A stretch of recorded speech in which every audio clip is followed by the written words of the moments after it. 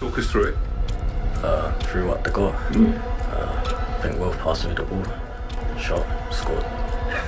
Nice and brief.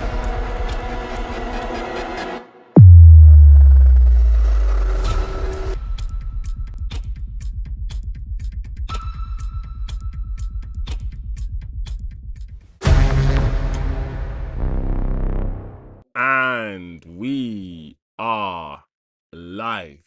We are live, ladies and gentlemen. Welcome to the channel. It is Chosen Wisdom Football, and we are 5 minutes away from Manchester United versus Atletico Madrid. Welcome. I hope you've had a good morning. It is 2 p.m., almost 2 p.m. UK time. This is our third preseason game. And the team, of course, is out. As you can see on your screen, Andre Santos starts again. But interesting is that Mbeumo, Dorgu, and Amad, all three of those start. So, guys, I'm expecting Bryan Mbeumo to be up front. Also, something else quite interesting, guys, is that Shea Lacey also gets another start. So I can only assume, people, that it will be Shea Lacey in the 10 like he was before in the last game.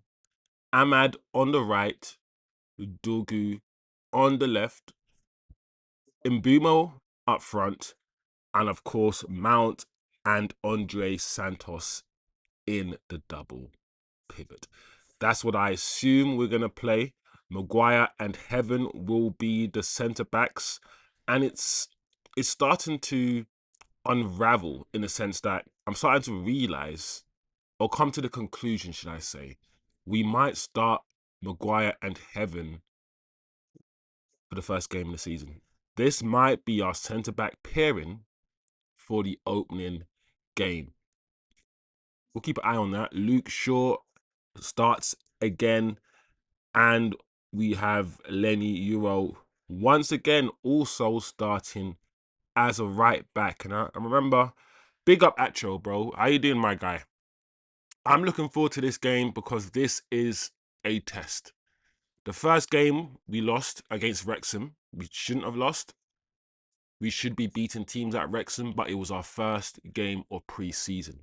So results didn't matter. And in general, results don't matter. But this is the third game of pre-season. And the closer you get to the start of the season, the more you're going to start focusing on performance and also the win. Let's also try to see and understand what Michael Carrick is trying to do. Let's take a look at the fullbacks, see what positions the fullbacks pick up, see if our hypothesis about the fullbacks is correct. Let's see what happens in midfield. The problem about assessing the midfield is that I'm not sure if Carrick is playing the midfield that he's playing right now because of who he has available. I.e., once he gets Tielemans and other players available, will he start to transition to a 4-3-3? At the moment, I believe it will be more of a 4-2-3-1. We will be playing with a 10, and I expect Shea Lacey to be that 10. I expect Santos to be the deepest of the two. So essentially, Santos is the 6. Mount is the 8, the shuttle. And Shea Lacey is the 10. That's what I expect. I expect Santos to be the deepest. So we'll see. We'll see if all of these things come to fruition. Let's also, guys, have a close look at Shea Lacey. Shea Lacey is somebody who had a good performance in the last game. Played well. He's starting to build up some decent performances. He came on as a sub in the final latter stages of the league campaign, and he did well.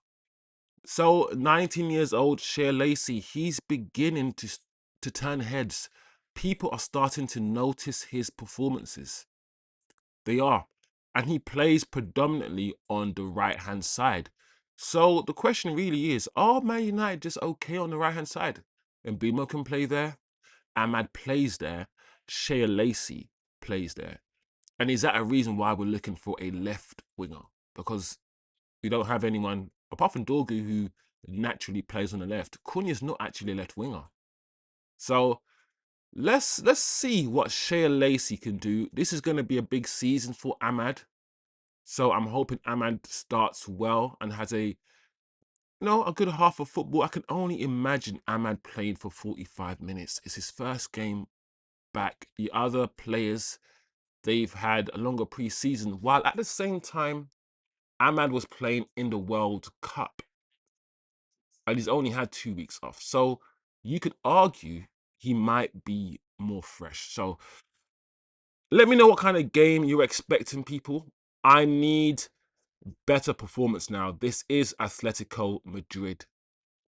This is the hardest team that we have faced. So this is a true test, people. It's a true test. So come on, lads. Let's go. We're literally a few seconds away from kickoff. Big up Atcho in the building. No Xerxes is interesting. The thing with me and Xerxes is that I keep saying this, guys. We're on the way, by the way, guys. We have kicked off Manchester United wearing all blue and Atletico Madrid in their usual red and white Sunderland-like strip. Already, Santos has dropped deep. Santos is picking the ball up from the... He's basically in line with the defense, Santos. So let's have a look at that. Let's keep looking at it. He's still there. And as I predicted, Mount is higher than he is. Oh, Bryan Mbeumo straight away. Bryan Mbeumo just gives the ball away. Also, guys, let's pay attention to how many times the move breaks down when it gets to Bryan Mbeumo. Because in the first season, we looked past that a little bit because he was scoring goals. His all-round play was not that great, Brian. And the last 2 or 3 months of the season, he was just poor. And when his goals dried up towards the end of the season, we started criticizing him a bit more. So this season, I'm going to want more technicality from Bryan Mbeumo. Yes, output-wise, GA, he probably will score goals. But what I need from Brian, guys, is that first touch, Brian. Please. Please, that first touch. Just cushion the ball, bro, and just link the play, Brian. I beg you. There we go. Counter-attack. Shea Lacey. That's nice. Oh, selfish there. Bit of experience there from Shea. Probably should have found Dorgu. Look, Santos won the ball back high. I've said it again, guys. This is what Santos is going to do. He won the ball back very high. Let's squeeze the pitch now, people. This is what we need to do. Look, very good. Heaven on the ball. Back to Lenny Euro. Our defense is on a halfway line, so we're proper squeezing in, condensing the pitch. I like this right now, guys. Look where Maguire is. Maguire is the deepest centre-back at the moment, which he has to be because he's the slowest. Ah, even that there again from... What is up with Bryan Mbeumo's touch? I don't understand it. He's a professional footballer, and his first 2 touches of the game has been absolutely outrageous. Even there, again, guys, Bryan Mbeumo's touch. People, can any of you guys help me?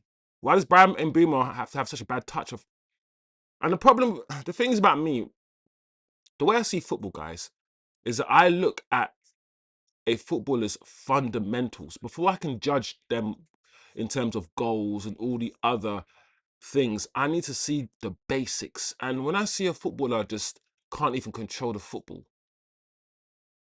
it frustrates me on a different level, guys.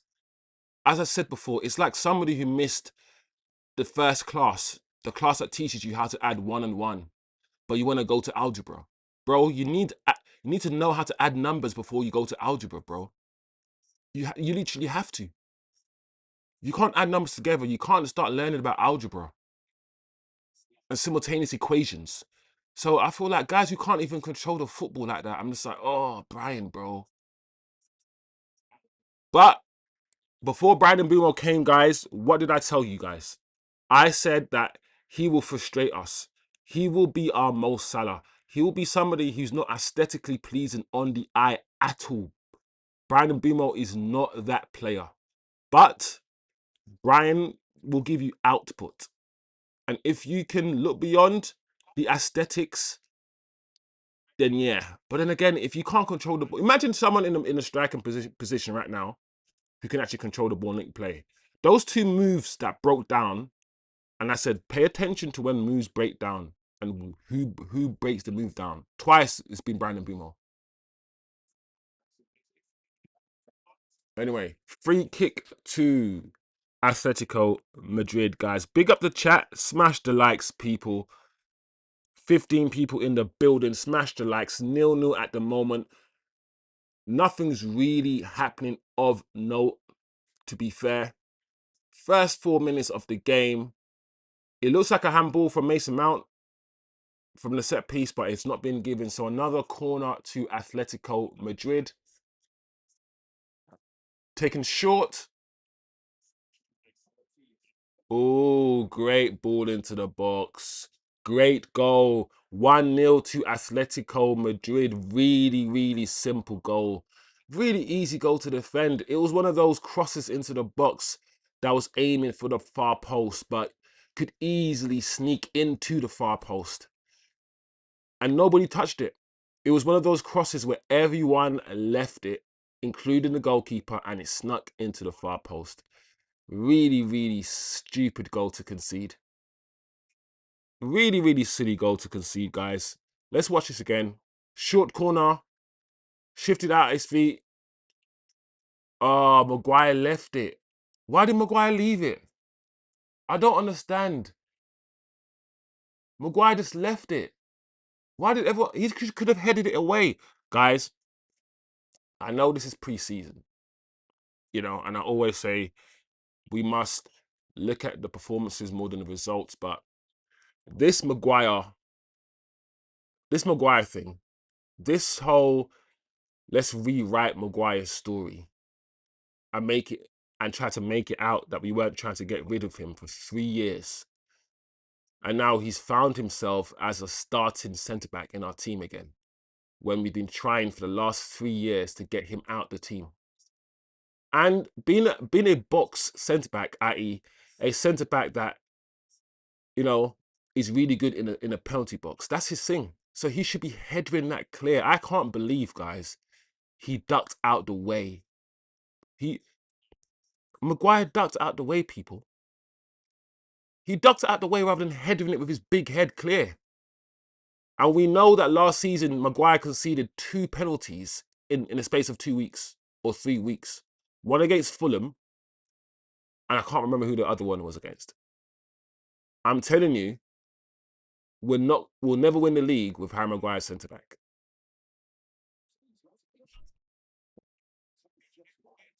Whether it's his lack of pace, lack of mobility that we all know, we're all aware of Maguire's lack of mobility. So we find it hard to play on the halfway line because Maguire, everyone can outrun Maguire. And that is, I'm just watching it again, guys, and I'm like, bro, you are the big centre back. Get your head on that and just header it clear. What happened? What happened in it? You know, sometimes when you watch things, people, and you try to imagine, did something twinge in his brain? It was like the sun in his eye. Like, what happened in that moment for him to just go, for the ball to be coming towards him as a centre back, knowing he needs to head it clear, and rather than heading it clear, he goes, like, what happened? Talk to me, Maguire. That's crazy. It's insanity. When I think about it more, I'm like, it's actually an insane thing to do. I would love, to ask Maguire, like, what happened, Maguire? Like, what? Did you think you should leave it because a goalkeeper had the... Like, Anyway, guys, 8 minutes on the clock. Santos is decent. He's having a decent game. The goalkeeper has the ball. on the edge of the D. Pass it wide to Maguire. The problem I have is this. We don't want to play Xerxes because Xerxes' mobility and Xerxes' lack of pressing. I.e., we're not playing Xerxes because of the off-the-ball stuff, right? But then on the ball, Bryan Mbeumo is absolutely dog shit. Let's be honest now, guys. I'm tired of holding it in. On the ball, Bryan Mbeumo is absolutely trash on the ball. Bryan Mbeumo's best attributes are off the ball running, cutting in and then shooting. Or cutting in and crossing the ball. Big up the chat anyway.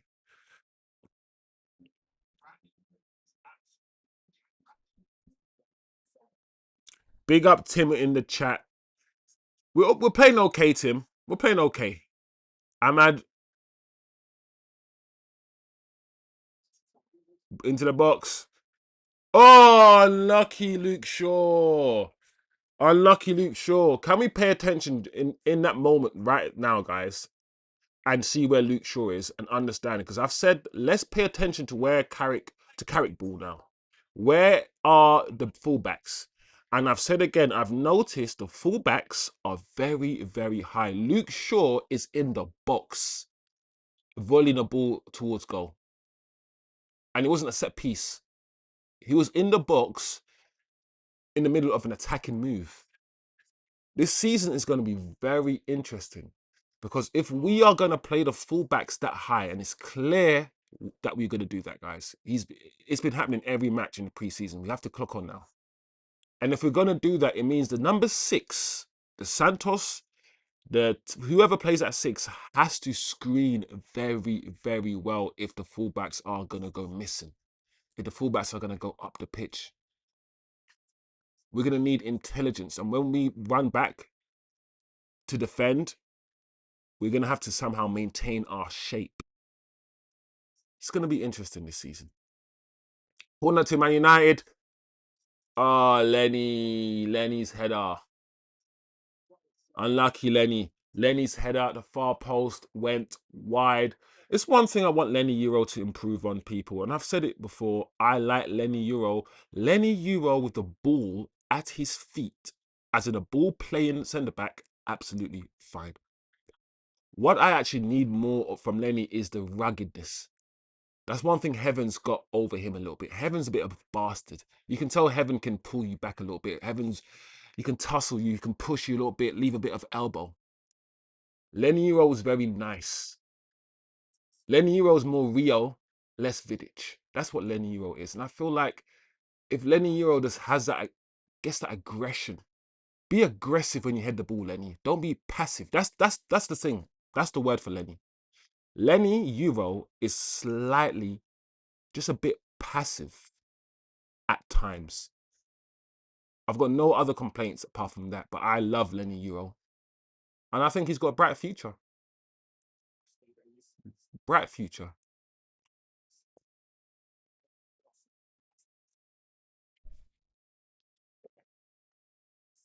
That's nice. Mason Mount. Shea Lacey. We want Shea Lacey on the ball a bit more, but you know, how many times has Shea Lacey played the number 10? Because Shea Lacey's a right winger. So I'm surprised Carrick is playing Shea Lacey so much down the middle in pre-season. I think Carrick really, really likes Shea Lacey, guys. I think he really likes Shea Lacey.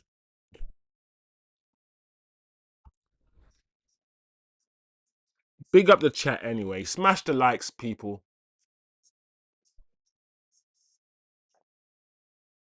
There you go.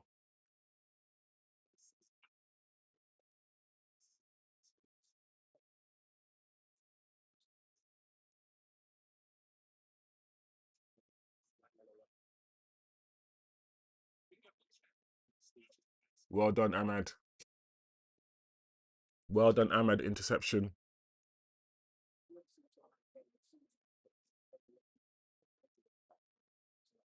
Yeah, it's true. Amad's ability to keep running, to track back. I'm not gonna lie, guys.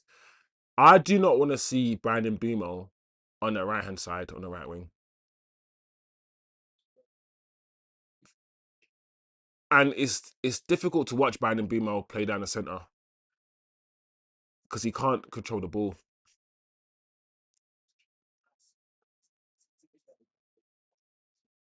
Yeah, this season's going to be very, very interesting. Maguire on the ball at the moment. Let's see our movement. You got Santos next to him. Yeah, I feel like Santos will where Dorgu. That's not good enough either. Dorgu intercepted. Santos is the deepest player right now, guys. Yeah, I mean, at the end of the day, people, Santos is picking the ball up from the back four, and in fact, he's almost part of the back four. But when we are attacking, that's 3 or 4 players free. So Santos needs to either, there we go, nice, nice. Bryan Mbeumo. Similar to, because you know when, what's his name? We play with a back three, right? And the reason why we play with a back three on the Amrim, because Amrim says most teams build up with a 3 anyway.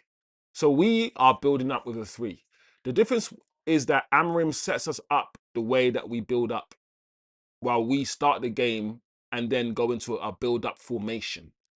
The difference between Amrim's 3 is that there is actually a midfielder, a 6, who can pass the ball at the base of our 3 in Carrick's 3. In Amarim's 3 was 3 defenders. So we didn't have any ball players in the 3. So we had 3 defenders who just passed the ball to each other, side by side. Don't forget Luke Shaw, Delit, Euro, just passing the ball to each other. Right, in their 3. In Carrick's 3, and in most teams' 3, most teams build up with a 3. That third player right in the middle is usually a 6. It's usually a Rodri. Maybe for Arsenal, it would be the Spanish kid, Zubamendi.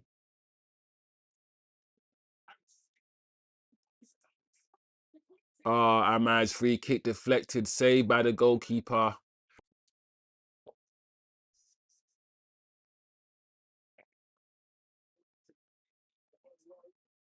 Amad decided to go low, almost deceived the goalkeeper. Oh!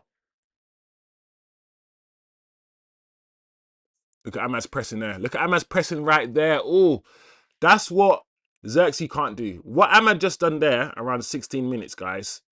And to be honest, it's not really fair to compare anyone with Amad because Amad is probably the best presser of the ball we have in our team. Don't forget the goals he scored under Amrim when he won the ball back. He was a pressing demon, and that there from Amad. And the way that he curved his press, he didn't think about Amad when he presses, he doesn't run straight at you. He curves his run. So smart, Amad.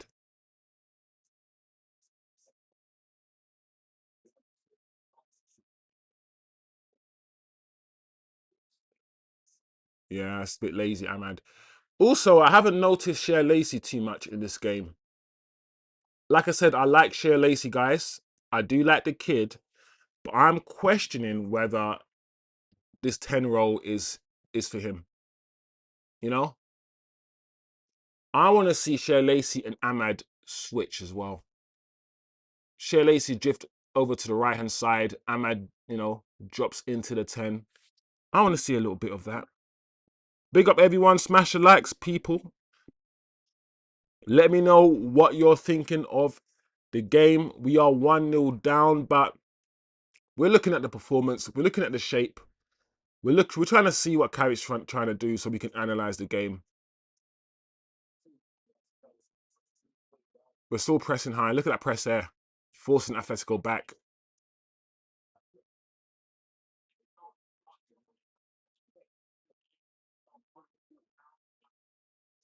Oh, yeah, that was too easy.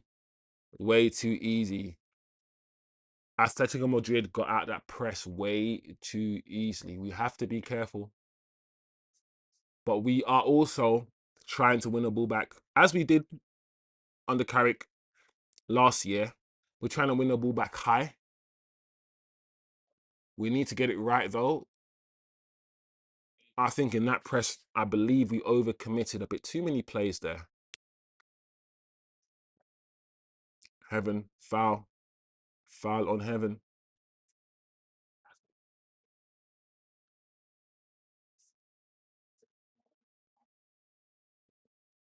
We also need to see Dorgu a bit more. There's a question mark over Dorgu and Dorgu's ability to play in a possession-based team rather than because a lot of times you see Dorgu, he's playing in a more counter-attacking team, which means you see him more off the ball.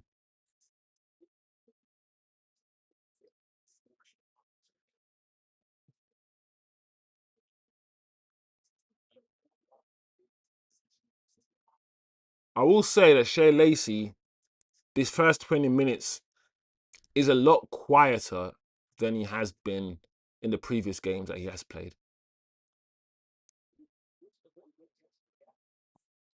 Big up the chat, guys. Atletico are beating Manchester United 1-0.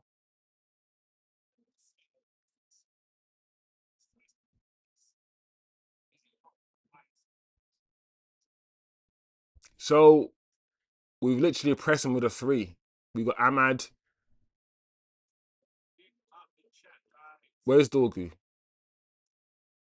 It's very interesting. Look how high Shea Lacey is. Look how high Shea Lacey is when Atletico Madrid have the ball, when he's pressing.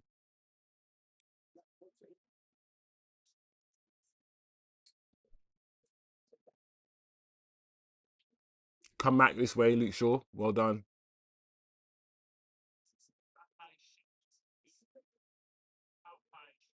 Big up all the subscribers, all the new people. The chat is growing. The community is growing. Big up everyone. We keep pushing, man. You know, smash the likes. Leave some chats. Leave some convos. Let me know what you're thinking of the game, guys. What you're looking at. What are you focused on in today's game? Who are you looking out for? What kind of performances? What do you want? What do people want to see today? More cohesion?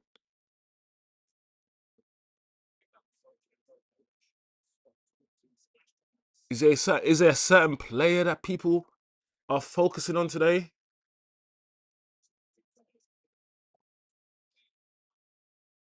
Oh, lucky.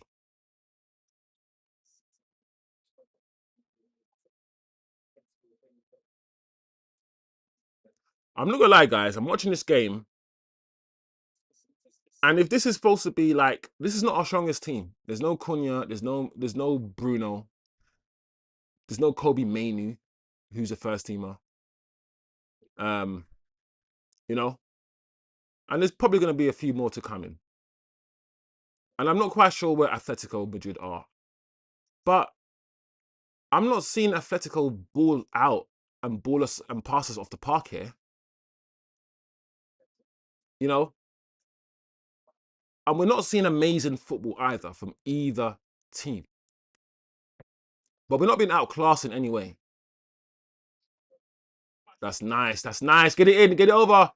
Oh, lucky. Who was that pass? Who passed that ball to Dorgu? Who passed that to Dorgu? Who was it? Heaven. Aiden. Heaven. That pass to Dorgs. That cross from Dorgu wasn't good enough, though. But that pass from Aiden Heaven, guys.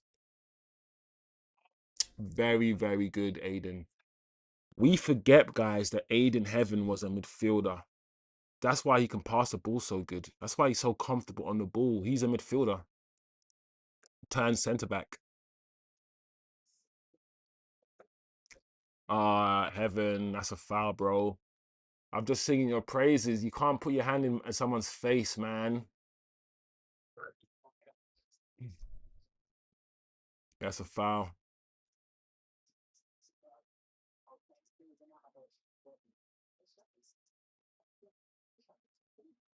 Yeah, it's a foul. You can't put your hand in someone's face or your arm in someone's face. All right, free kick to Atletico Madrid. Halfway halfway in Manchester United's half of the first half has gone already, so 23 minutes already on the clock.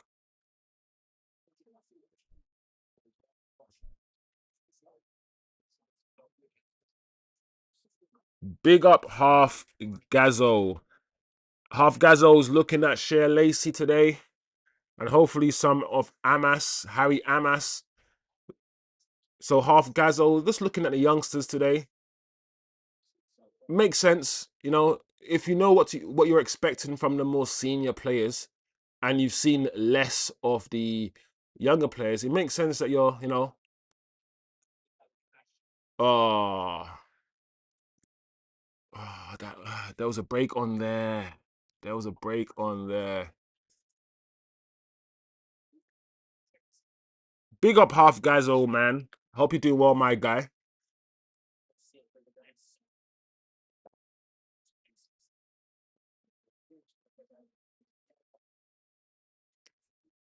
That's nice. Oh, lucky Luke Shaw. Amad. Well done. Patient Santos. Oh, the goalkeeper, the referee took the piss there, bro. Quick, speed. It's too slow, guys. It's too slow. It needs to be quicker. It needs to be more than 2 touches. Shea Lacey, that's what I want to see. Shea Lacey wander over to the left-hand side. Well done. Keep it moving. Don't shoot. Keep moving the ball. That's it. Be patient. To Luke Shaw. Back to heaven. Come back this way. I'll be now. Now I'll be interested to see where this move breaks down. Who gives the ball away? To Dorgu. Nice. Take your time, Dorgu. Foul. We'll take the free kick. We'll take that free kick. That was much better. Much better. Be patient with the ball. Keep it moving. Wait for the space. Wait for the opening. One thing that I said Man United need to do better, and you guys know I kept saying this, we need to be able to keep hold of the ball in the opposition half and keep rotating it. Until we need to be able to do that. Pin them in, and don't just like give the ball away after 3 passes. Don't force it. Just keep moving. Get the ball, pass, move into a different position. Always be available for a pass. That was a good movement. That was a good moment. That was about, what, 10, 12, 13 passes? Pinning the team back, probing. Good. Nobody trying to give the ball away. Free kick to Mason Mount. Taken from Mason Mount. That's a poor free kick from Mason Mount. Poor. Couldn't even beat the first man. But yeah, United, and I'm pretty sure Carrick wants to do this. He wants to not just be a counter-attacking team, sit back in our low block and then counter-attack. He wants us to be able to keep the ball. I can't wait for Kobe, Yuri Tillemans to be in that midfield as well. Once again, look where Santos is. Picking the ball up from the back 4.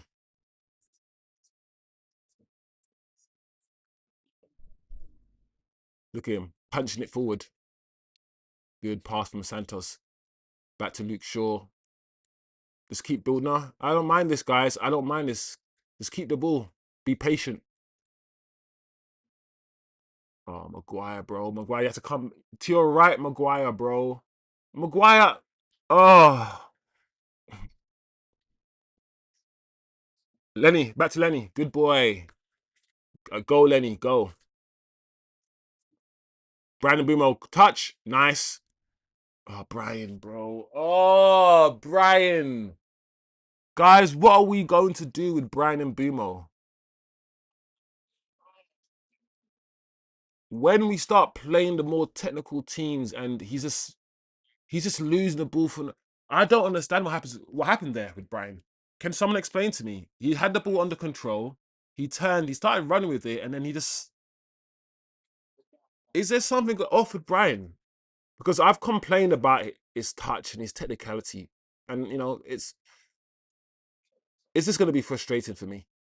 I'm always going to back Bryan. I'm always going to support anyone who wears his shirt. And like I said, Bryan will get output, I believe. He'll get output, he'll get goals. But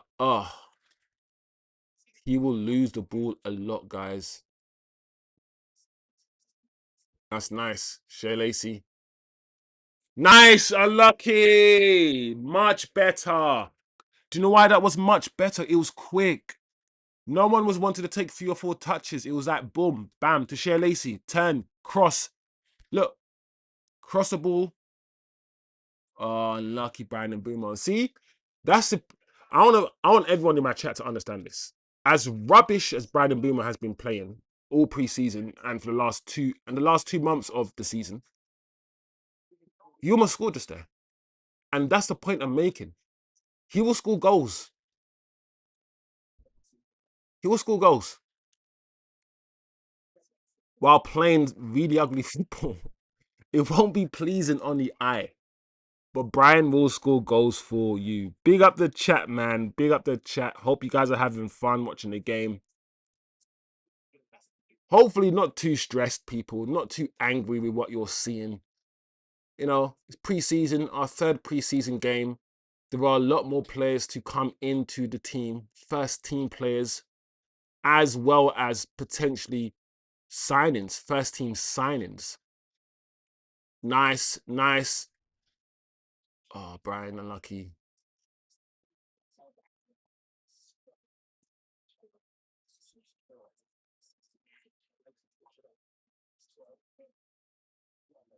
Unlucky there. Oh, that's some new information. I know you guys can see the screen, and some of you are listening. Some of you are also, can see the screen. But we've had 2 players who've played for Atleti. So Cunha and David De Gea have both played, for both clubs. But Falcao and Forlan, don't forget Falcao and Forlan, people. Falcao and Forlan have both played for Atletico Madrid and Manchester United. Isn't that cool? Then we have Depay and Quinton Fortune as well, people. Regulon. Look at that. This is kind of cool, isn't it? Regulon, Ricardo.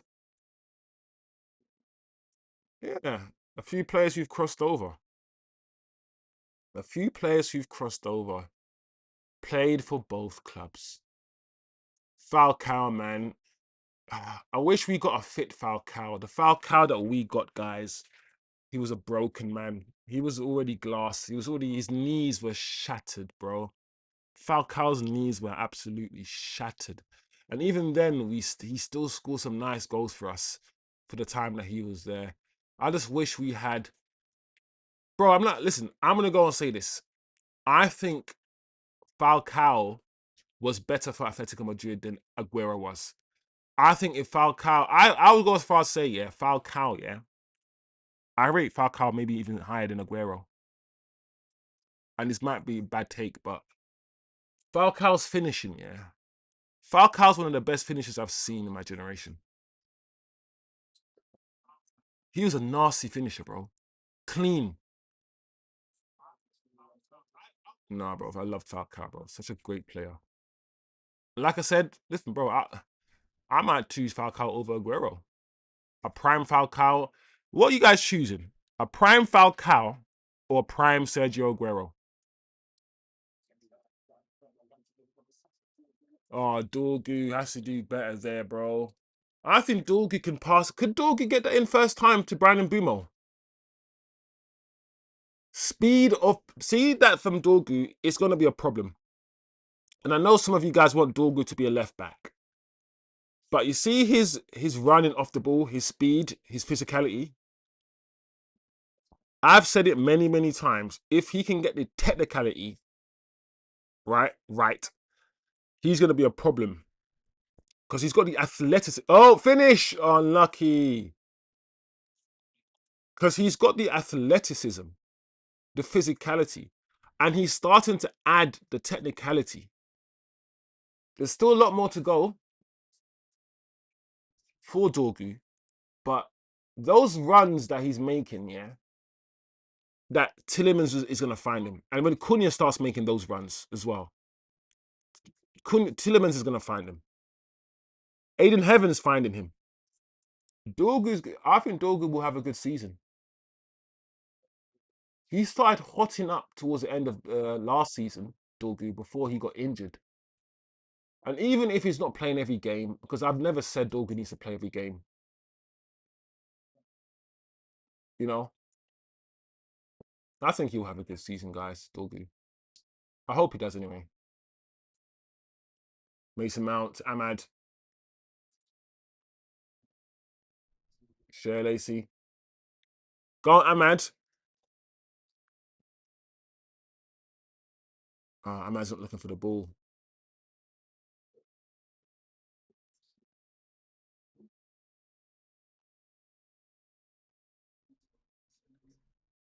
All right.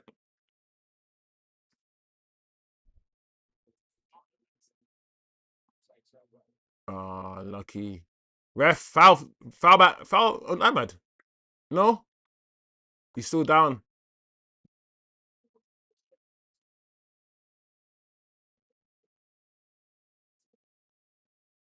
The problem with fouls like that, yeah, is that Ahmad got. It's obvious and clear that Ahmad got kicked.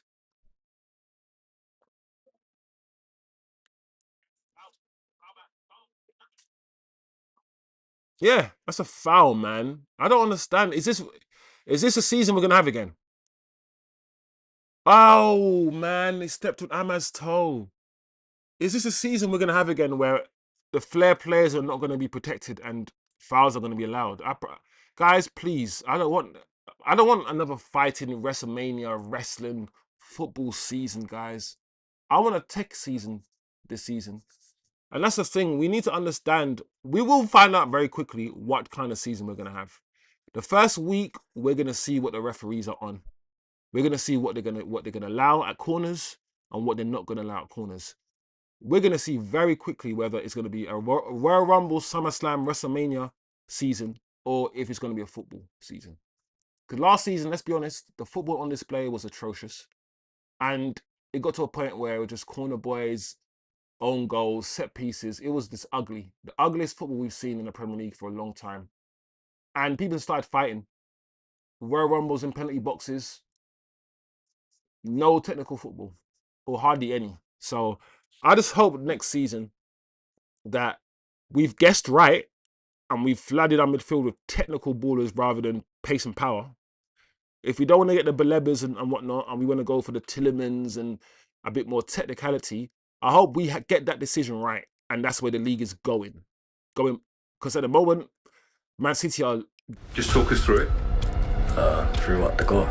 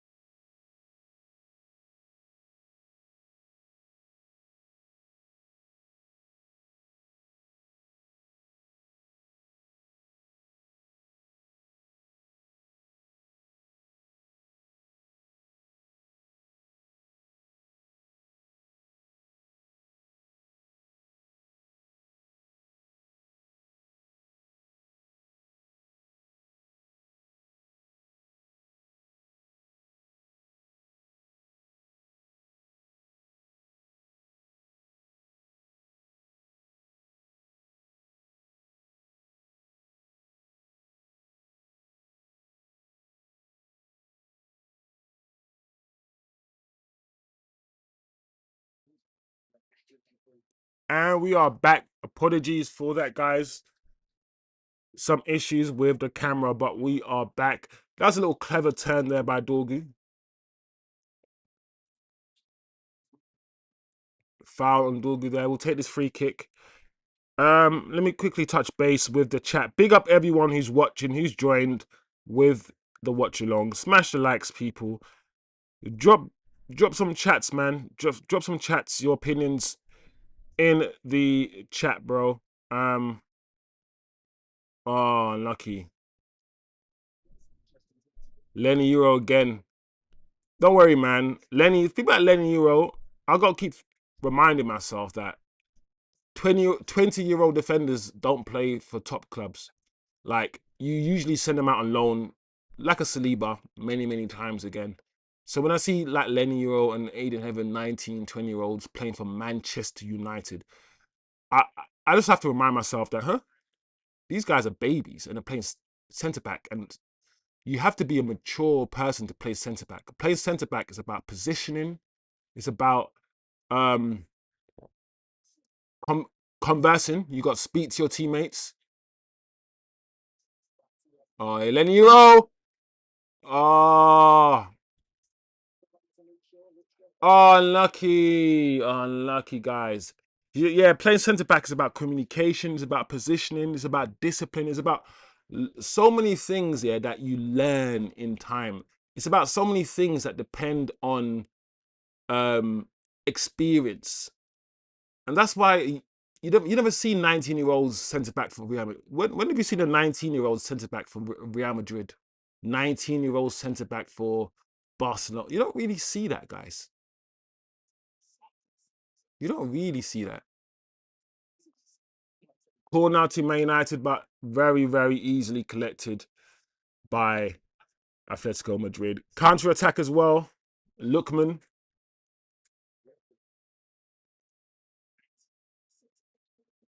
Uh, Foul on Castillo. Yeah, Dorgu could have whipped it in first time.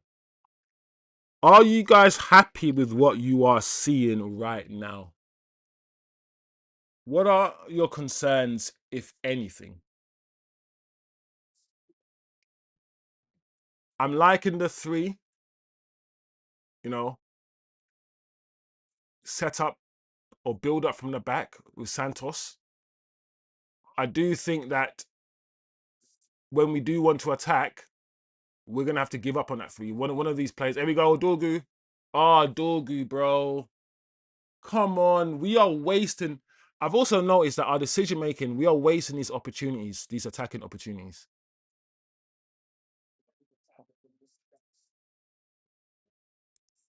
What did Dorgu try to do here? Oh, why did he try to do that, dogs?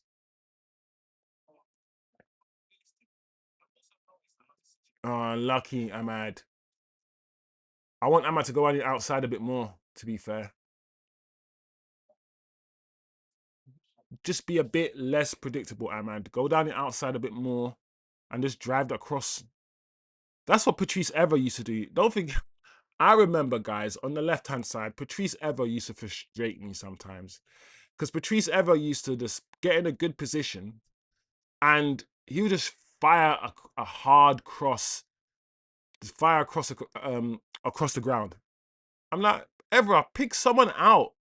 And don't forget, who else used to do that a lot on the right-hand side? Antonio Valencia.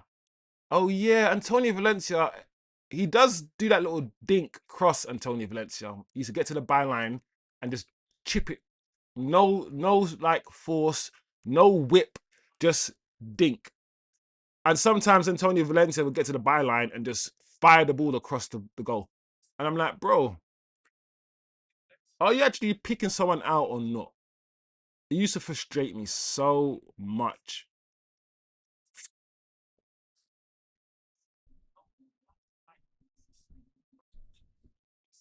Oh, Acho says his stream keeps dying. It says from what he's seen, we are struggling.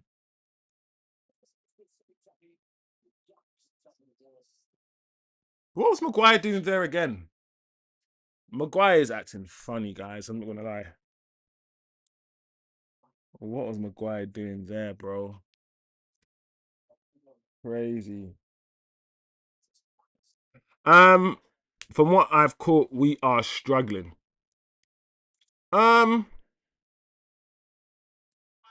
wouldn't say we're struggling.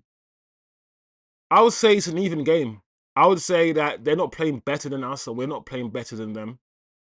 They've had 2 chances to score. We've had 2 chances to score. They took their chance, which was a really, really fluky goal. Their only chance was that fluky cross. And it wasn't even a chance. It was a cross that Maguire just chose to ignore. So I would say, based on the balance of the game, no, it's been just a 50-50 game. It's literally, in my opinion, been almost a 50-50 game.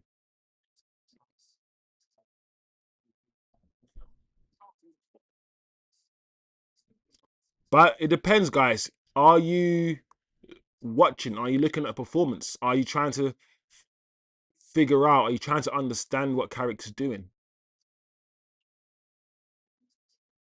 Are we moving the ball quick enough? That's one thing for sure. We're not moving the ball quick enough when it matters. Especially in the final third, the cohesion isn't there. You can tell the players don't fully know each other. You know, is my teammate gonna make a run or not? Is he gonna run inside? Is he gonna run outside? You can tell the understanding between the players isn't quite there yet. But you can start to think or start to see what Michael Carrick is trying. Halftime, people.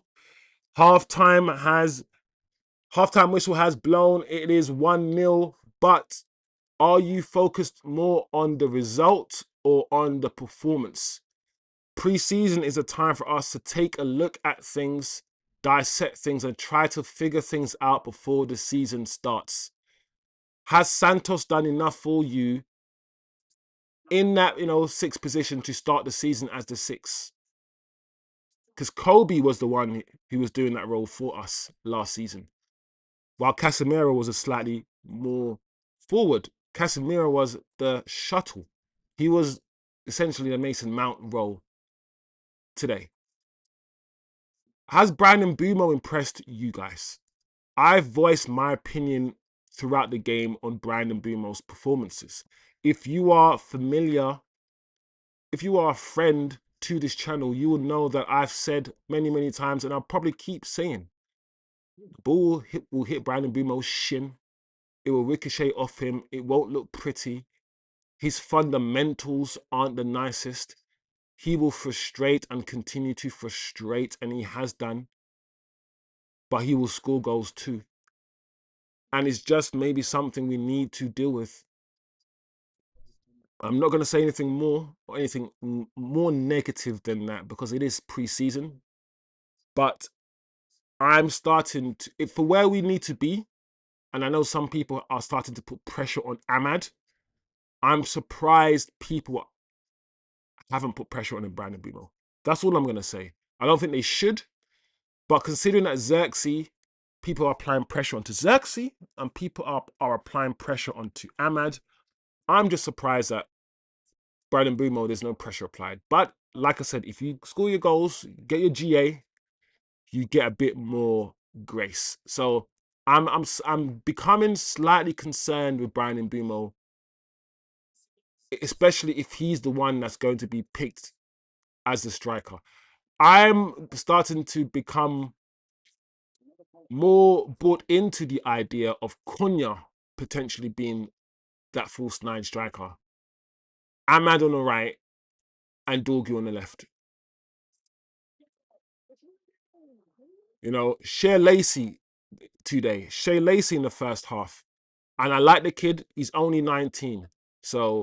But he's playing with the big boys now. So he has to be criticized like any other player, right?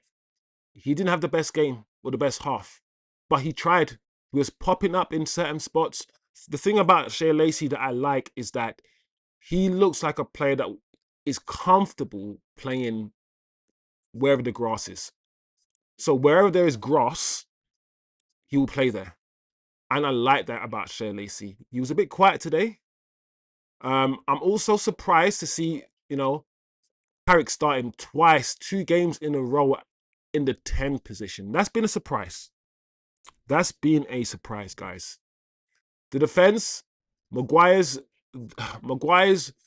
mistake has been was absolutely terrible. And I'm not a fan of Maguire. I've said many, many times, I would actually sign a centre back. I don't want to see Maguire play. And I get it. He's experienced. He's got know-how. But he's got those moments in him, Maguire. He's got those moments in him. And on this channel, I'm not going to be a United view, United stand. I'm not going to be like one of these guys who are like, yes, Maguire, we have to keep Maguire this. I'm not that guy, guys. I'm going to be totally honest. Similar to the club who tried to offload him for like 3 years to West Ham. I don't think he should be here. But the game's changed. The game's changed. When you look at the quality of centre-backs, when you look at quality of players in general, is that the reason why we're keeping the likes of Rashford, Maguire's, and all of these players that we try to get rid of? We're slightly a bit more comfortable keeping because football hasn't moved on. There hasn't been sort of like the quality players to come up and replace some of these old ones. I don't know. I'm just speaking out loud. But all in all, I think there are some things to look at in this first half and try to understand where Carrick is going or what Carrick wants to do. There are a lot of things we need to do. We're not moving the ball quick enough. The players are taking too many touches, but once again, that will come.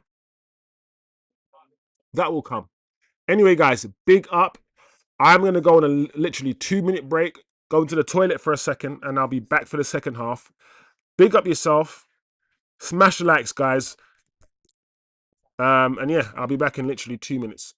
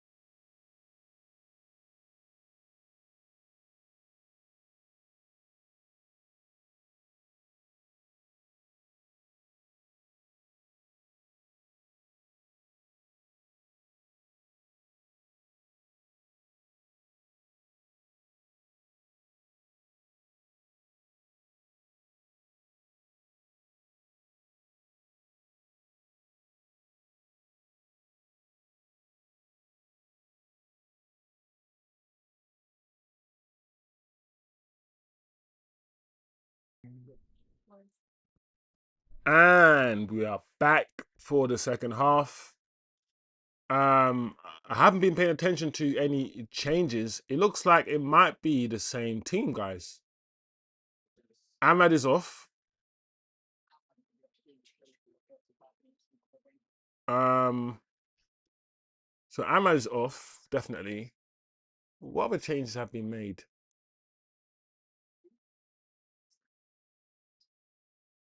Shea Lacey's still on the pitch. I feel like Amad's the only change I can see. Yep, Shea Lacey's still there. Dorgu and Mbeumo. Someone's come on for Amad.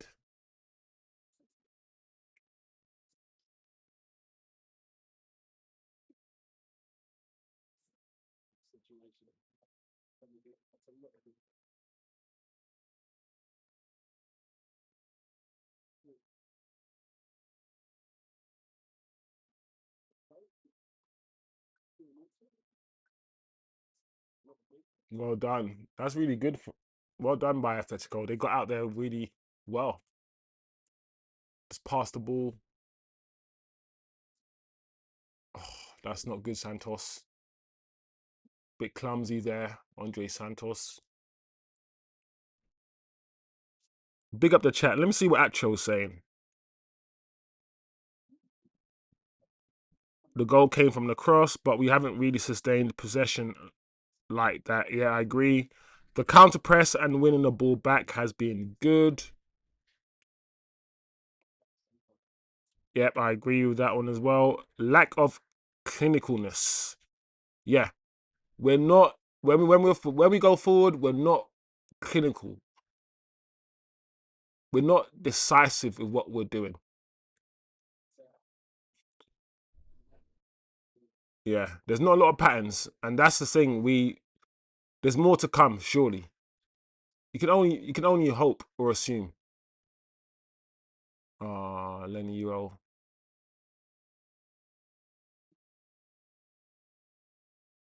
Goals, forgive, or brainwash chosen. That's it. Because at the end of the day, actual, the argument will be from those people. The whole point of football is to score goals. He has scored goals, therefore he's done his job. And that brain, i.e., the means doesn't matter, right? How you get there doesn't matter as long as you get the goals. So you can get the goals by being the worst player on the pitch and scoring 2 tap-ins. But how doesn't matter. It just, he scored the goals. And that brain is like proper, for me, it's weird, bro. It's a proper capitalistic brain where all you care about is the end goal. You don't care about how your food gets there here. You don't care about how many people have to starve or die for you to get whatever you need to get. As long as you, do you know what I'm saying? It's that brain. No, the method matters, bro. If you score 2 goals, yeah, but you and what you do on the pitch result in 3 goals being conceded, then you're a net negative to the team. So the how always will matter, bro. But the thing with goals and assists, people, as long as you get your goal or get your assist, that's it. You've done your job. Your performance on the field doesn't matter. Your actual performance, and how good you actually play doesn't matter. As long as you get your goal or assist. And that has ruined football. It's ruined how people see football. Wow, this is not good.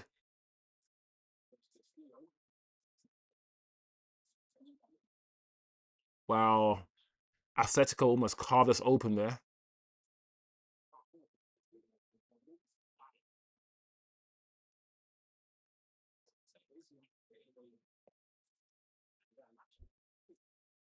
Yeah. The thing is, I'm trying not to take the Joshua Zirkzee thing personal. I'm trying to let it go because to see Bryan Mbeumo not being able to control the ball and then to watch Zirkzee did what he did in the last game, it hurts, man, because I want to see technical football. And there's Zirkzee more technical than Bryan Mbeumo. But we're not going to play him. We're not going to rate him. And we're not going to respect him. Let him go so he can play his football, Zirkzee. Just let him go. That's where I'm at now when it comes to Joshua Zirkzee. I don't want to spend this whole year having to talk about Zirkzee not playing and why we don't play him, all these things. I'm tired.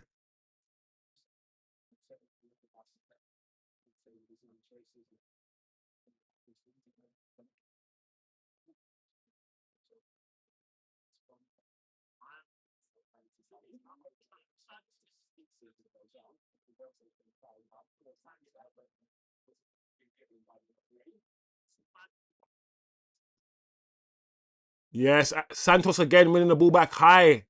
How many times has he done that this game? Reading the game, Andre Santos, and just nipping the ball, intercepting it. That's going to be so important for us, guys. I don't think you understand how good that is.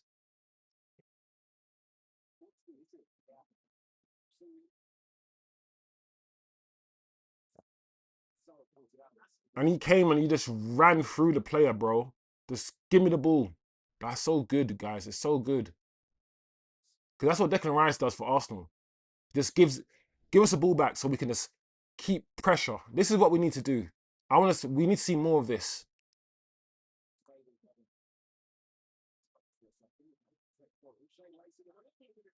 Penalty, Share Lacey. Well done, Share Lacey. Well done, Share Lacey. It's gonna be very interesting because once again, Share Lacey starts his second game in the number 10. And once again, he's not been taken off at half time. He's going to play at least 60, 70 minutes with the first team as a number 10. What does this mean for next season, guys? Either way, good move from Shea Lacey.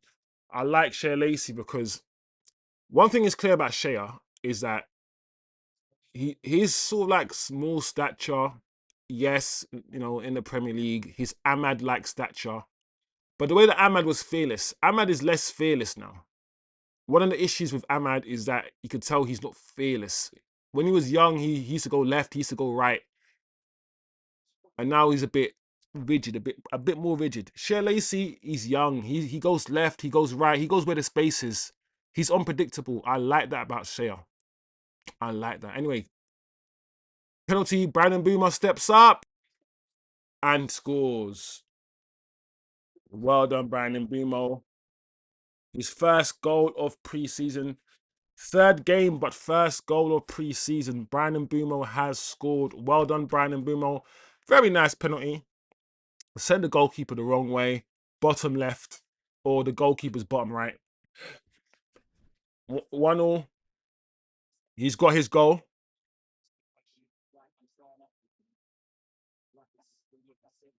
Yeah, that's good. Maybe Bryan Mbeumo needs this, guys, because he hasn't had a good game. He hasn't had a good game. And the last game, he wasn't good either. And one thing that we said last season, when we were experiencing these lows, let's call them these lows of Mbeumo. When we were experiencing them towards the end of last season, we kept and at the beginning of the season as well when he was fat and overweight and people calling him names, all these things. We kept saying he didn't have a preseason. He didn't have a preseason. That's one of the reasons he didn't have a preseason. He'll be better next season. He didn't have. Let's see, guys.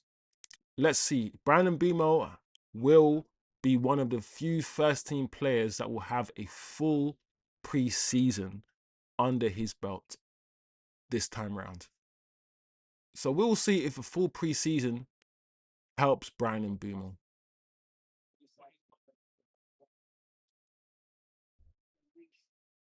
Lacey, magic feet from Shea Lacey. Yeah, Shea Lacey's got quick feet. It's interesting that, but to be honest, it's not really. Is it that interesting? Because Carrick used Amad in the 10 a few times last season as well. And that's what made me believe that Carrick might be going to a more possession-based, control the game, midfield.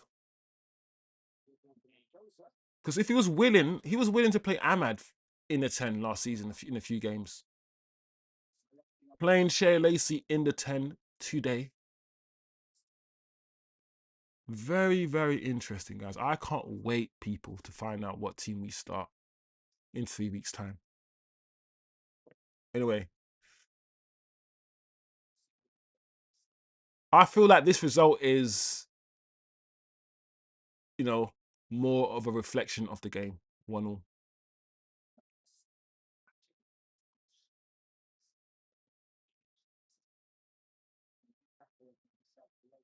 Right, Bryan Mbeumo's first touch was decent that time. Bryan Mbeumo is basically an inside forward. He's not a winger. He's not a striker. He's basically an inside forward.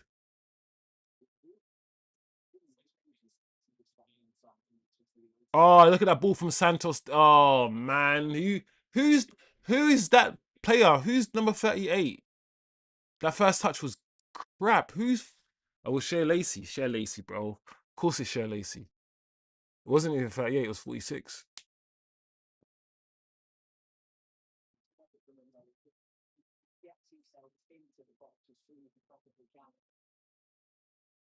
That pass though from Andre Santos into Shea Lacey. I know Shea Lacey miscontrolled it. But I'm liking, guys, Andre Santos's passing.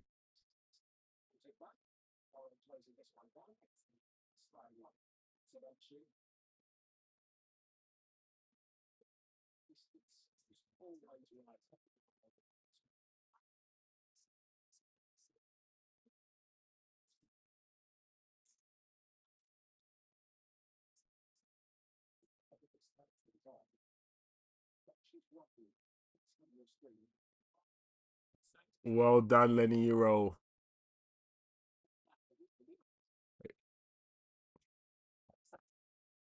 So what do you think, guys?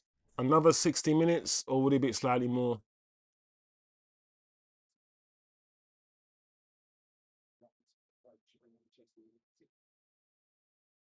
Come on, Bryan Mbeumo. It's an issue, bro. We can't start the season with Bryan Mbeumo up front. The problem with Bryan Mbeumo, I'm now starting to think, is that I don't fully like him down the wings. I would prefer Amad and Shea Lacey. And as a striker, I guess I understand, his off the ball pressing and running is one of the main reasons. And yeah, he's not stiff, but I just wish he was more technical, bro. That's it.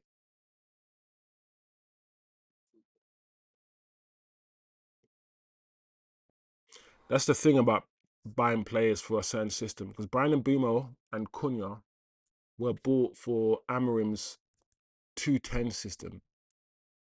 But now that we're not playing 2-10s anymore, guys, and we're playing wingers, Cunha's not a winger, and Bryan Mbeumo technically is not a winger. Both of these players, if you play them out wide, they want to come in field. They want to head in field. So is that the reason why the fullbacks under Carrick's system are so high? Because Carrick knows this. And he has to get the width from somewhere. And if the likes of Cunha and Mbeumo are not gonna go wide and they're always gonna drift inside, you're gonna need overlapping fullbacks.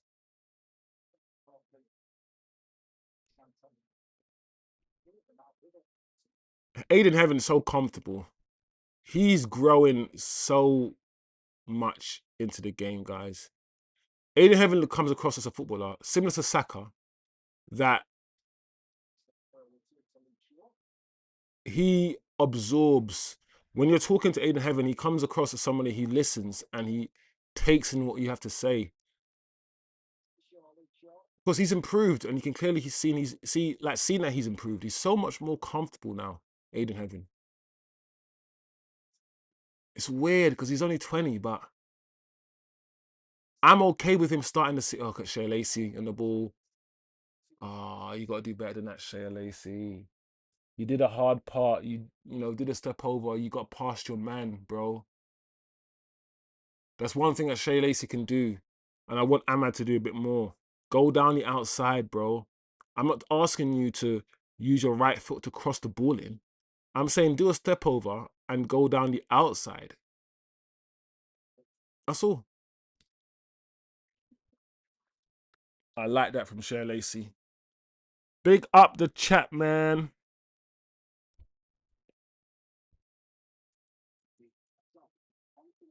It looks like Atletico Madrid are making about 8 changes at least.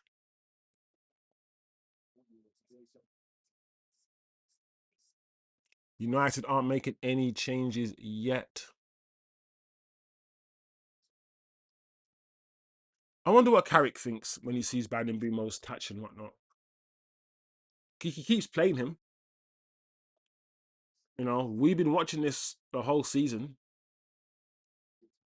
And Bryan Mbeumo's 26 years old, so he's not going to improve his first touch. He's been playing football like this for his whole career. I wonder what Carrick thinks.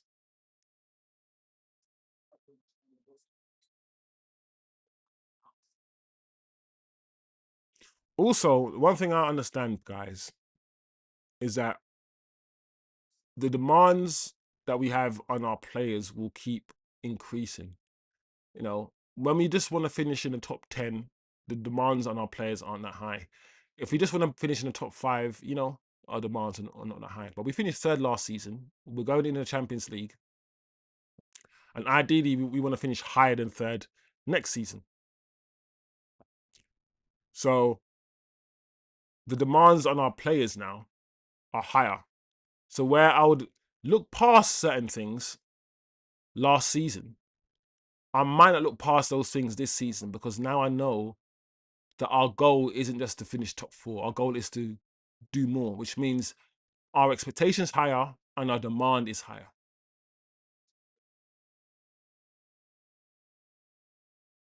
That's nice, Santos. It's better.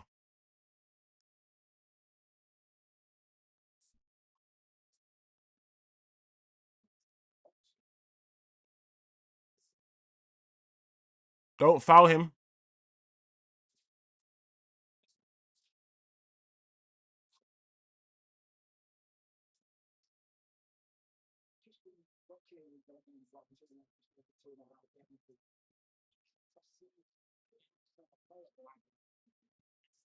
I hope Santos as well, guys. I hope what happens to Santos is that you know some players you don't know how good they are because you just don't play them. Like Xerxes. You just don't play Xerxes, so you're never gonna see man at level 100. We've only got to see Xerxes at level 70 or 60. I will never get to see him at level 100. Like we'll never get to see a Super Saiyan Xerxes. We can only see a KO Ken Xerxes. You know KO Ken. I hope with Santos, the Santos at Chelsea that we've seen is just level 60. Like because he hasn't had a run of games and all these things. I hope that the Santos we see at United, and I hope he just blossoms into just a baller, bro.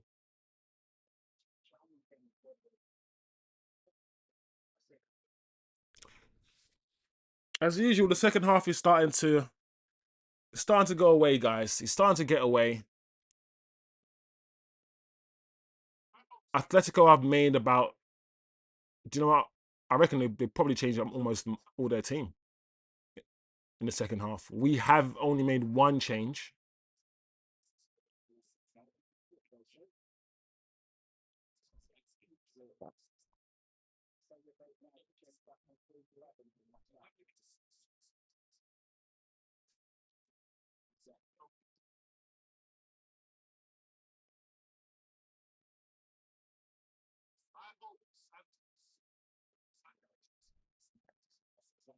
Once again, Santos dropping deep to collect the ball.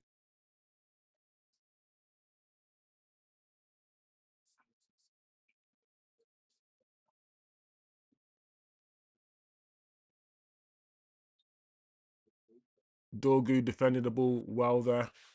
I like this, guys. I like the way that we're trying to progress the ball from the back. I like the back three. I like the fact that both our centre backs, Heaven and Maguire, can play football. They're both technically ball-playing centre-backs. And yes, Andre Santos drops deep to make it a back three, but those two can play out from the back anyway. Oh my lord, Heaven slipped twice now. Yeah, Heaven took the man and the ball out there. Yeah, Heaven was like, nah, I keep slipping. Let me just take this man out. So I like the way that we're trying to build up from the back. I'm just curious that back three, when Santos joins that back three, because one thing we kept saying about Amrim's back three system is that no one moved forward. The back three just passed the ball sideways to each other. Luke Shaw to Delit to Mazraoui, right? Those three just kept passing the ball to each other. One of those three need to break the lines. So Santos drops deep and makes it a back three, like you should do as a six. As you saw there in that move, what happens? Heaven decided to drive forward. In fact, Santos got the ball from the back four. He was the deepest player, and he actually encouraged Heaven. He said, Heaven, move forward because you can't stand in the same line as me. So as long as we, in our back three, when we're building up, do not stand in a straight horizontal line and pass. As long as one of those players moves up and tries to offer a vertical pass, I'm good with it. I'm fine. I cannot be having that back three just stand in a straight line and passing the ball sideways. Somebody needs to break the lines and offer a vertical option. Otherwise, what are we doing? So I'm good with the build up that way. Most teams build up with a back three anyway. Just that Amrim started with a back three. We start with a back two and we allow our midfielders to drop into the back three, like most teams do. So I want to see how that develops as the preseason continues. If we get a actual six, because Santos, you could argue, is a 6/8, right?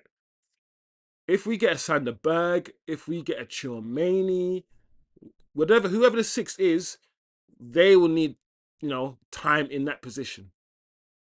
So we'll see, guys. We'll see how this unfolds, man. I'm very intrigued, people. Very intrigued to see how we play.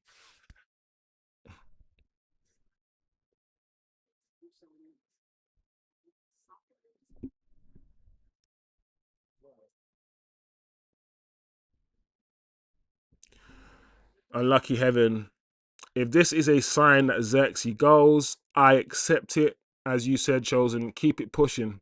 Yeah, bro. It's like I don't want to spend like so long just being angry and just complaining that because I know what I'm like. I'm gonna be very frustrated after we sign Xerxes. I am. I'm not gonna like it, but I can't just sit and just be unhappy, bro. Life continues, bro. United, we keep it moving. So that's it. That's it. This is probably a sign that he is going. He is leaving. But it's weird because he had a better game in his last 45 minutes than Mbeumo's had all preseason.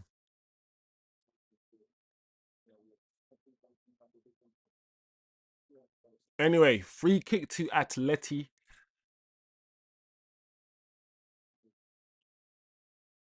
Do you know what? Is that Lamar? Sometimes I forget Lamar still plays for them. I remember there was a time where everyone wanted Lamar.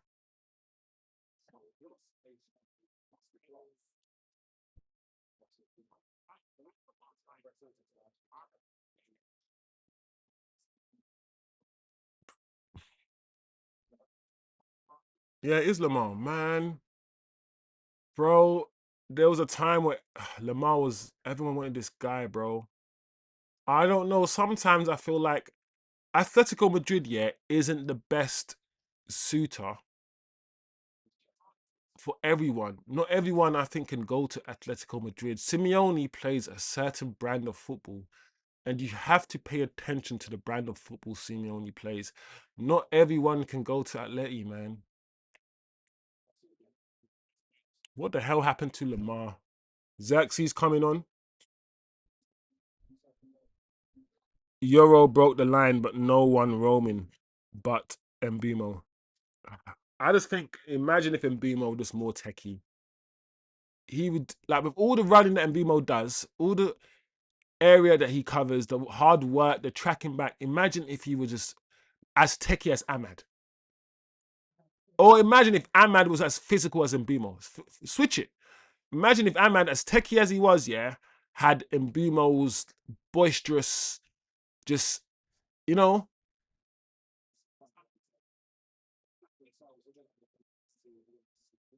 Look where Bryan Mbeumo is right there, running back. That's this. That's it.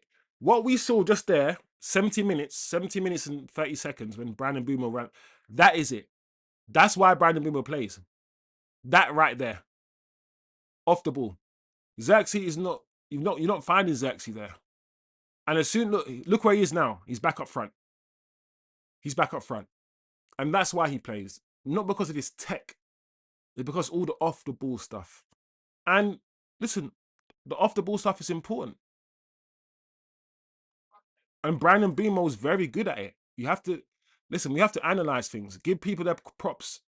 Criticize them for what they, what they can't do and all these things, but give them their props.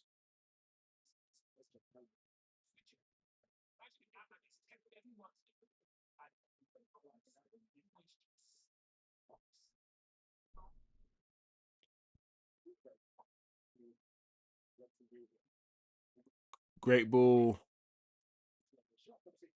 Great ball. Lenny Euro. Be careful, Lenny.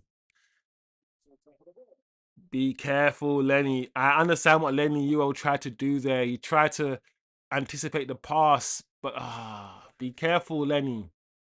The inside of you, my man. Anyway, just that little run there. Just that little off the ball run bamboozled Lenny Euro. Be careful, Lenny. All right, United are about to make some changes. Dorgu coming off.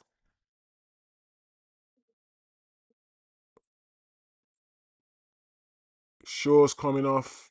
Armour. I don't think I've heard of Armour. Williams. Amas is coming on again.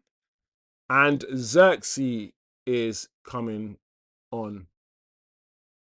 Still no JJ Gabriel, guys. I honestly think United are bringing JJ Gabriel for the experience, to have him around with the senior squad, while reminding him that he's still 15. Because once again, JJ Gabriel has been, I think he's here. He's been bought with the squad, but he's not going to play. Is this just to teach him humility? To humble the lad?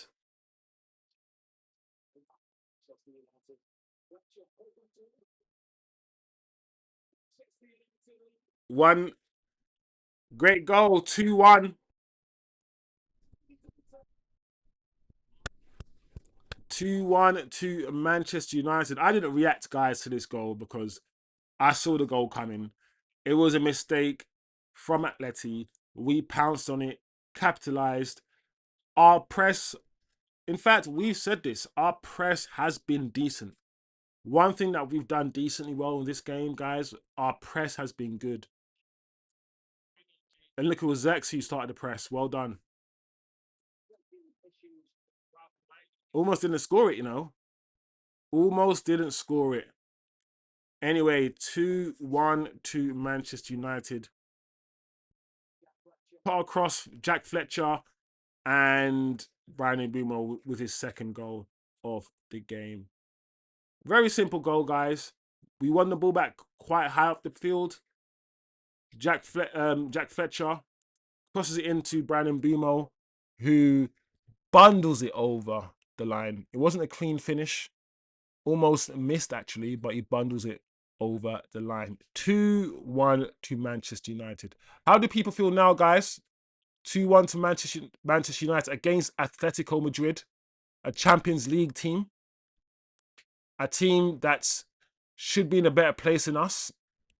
We've still got so many of our players missing, you know, and we're managing to beat them 2-1.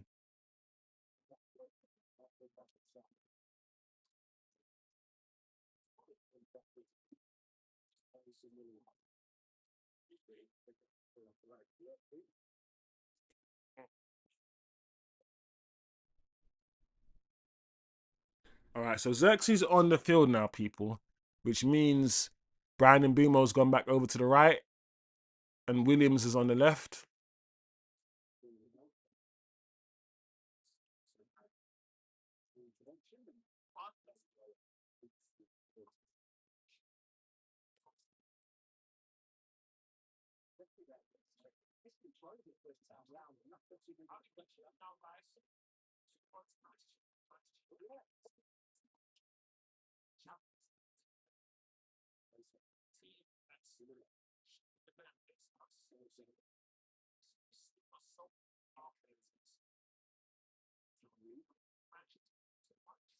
Well done, United keeping their shape really well here.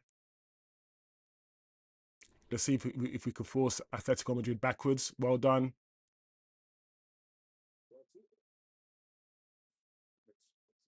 Well done, Josh. Oh, Josh is so nice, bro. Bro, the way that Jaxie was just mussing the man off him, said, get off me. Then he just flicked it inside. Bro, I just don't, when I see stuff like that, I'm just like, bro, how can we get rid of that? What are we doing?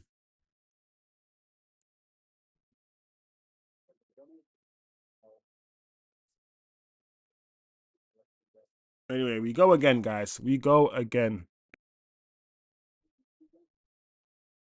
I think we see fluidity. So it is not Jay-Z permanently up top. That's nice. Who's that? Who's that? That was nice. That was Mason Mount. Oh, Mason, that run, bro. Do you know what I can't stand, Atro? When I'm watching the game, yeah, and I'm seeing a midfielder or an Amad. You know when Amad makes that curving run from deep? I wish a midfielder can spot that run, bro. Like some midfielders they play this narrow-eyed. They only see what's in front of them, bro. You know that's that pass that Martinez pass to Amad, that Man City goal, that clipped that ball over the top, and that curved run, yeah, that Amad made. Those passes are on so much, bro, and we just ignore, man. We ignore so many, like, bro. We need Tillemans, bro. We need Tillemans in that midfield, bro. We need to stop having midfielders who can't spot passes, man.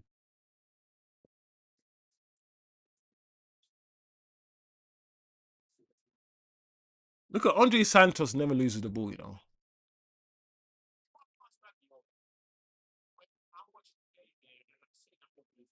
I like the fact that Mason Mount is picking the ball up from the back four now. Because I felt like that's what it should have been, rather than just being Santos. I want to see all my midfielders do this.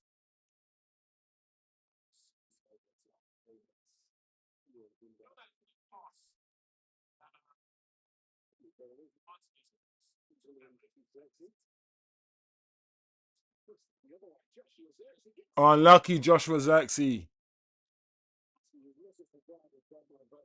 Oh, Jay-Z, bro. Jay-Z. People say he's not strong. I can't believe we're trying to get rid of this player, bro. See, that's why I don't want to talk about it, because if I keep talking about it, it will just occupy the whole space. My frustration about Zexy will occupy the whole space. When I see Zexy play football, I'm always like, bro, this is only like 50% of Zexy.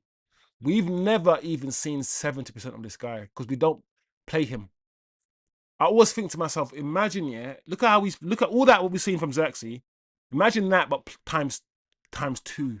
times 3 once he gets going, once he gets 4 or 5 games under his belt, once the team starts playing through him, how confident he's going to be dropping it. Bro, it makes me almost cry, yeah. Because especially the way I see football and how technical I want football to be played, to see someone like Xerxes he's never going to be used the way he should be used. And we're never going to see the best of him. Especially if he goes. It's going to be a what if with Xerxes, a what if. Like other players, yeah, have been given the platform and they've just not done it. Xerxes hasn't even been given a platform. He's never been given a 4 or 3 game run.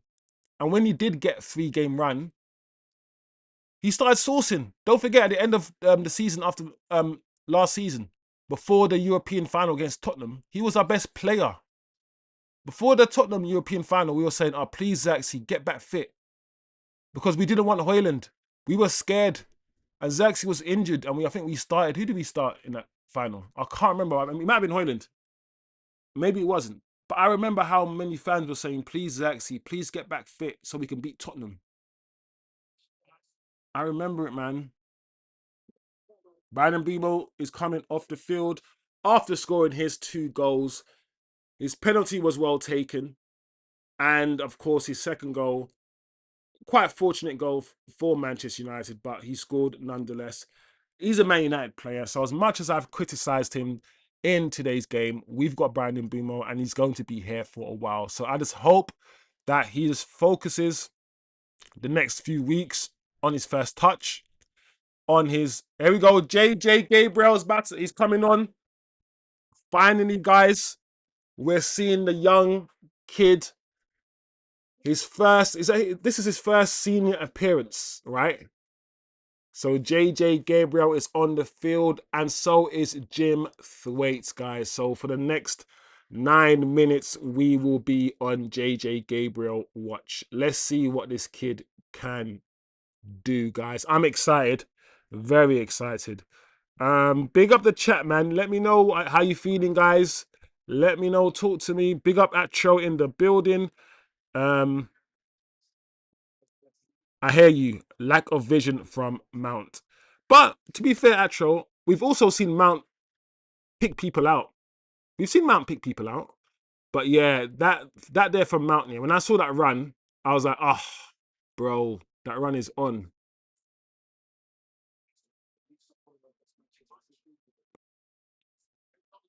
Yeah, we need Tillemans. Says Atro. Yep, and JJ's coming on. Let's see something. Let's see something from the kid.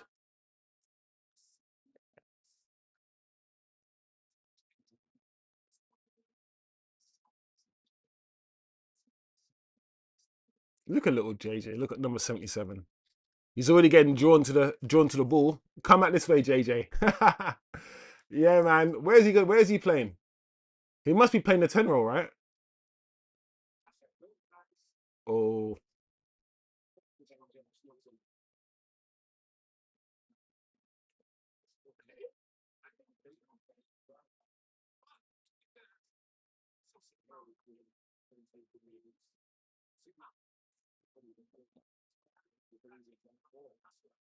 Are you guys feeling positive? Because I'm not feeling negative, guys. I know there's gonna be a lot of people saying a lot of negative things after today's game. Oh, that's dangerous. Oh, and once again, Atletico should have done better with those opportunities, guys. There are things to talk about, and there are negative things for us to work on, and we will talk about it.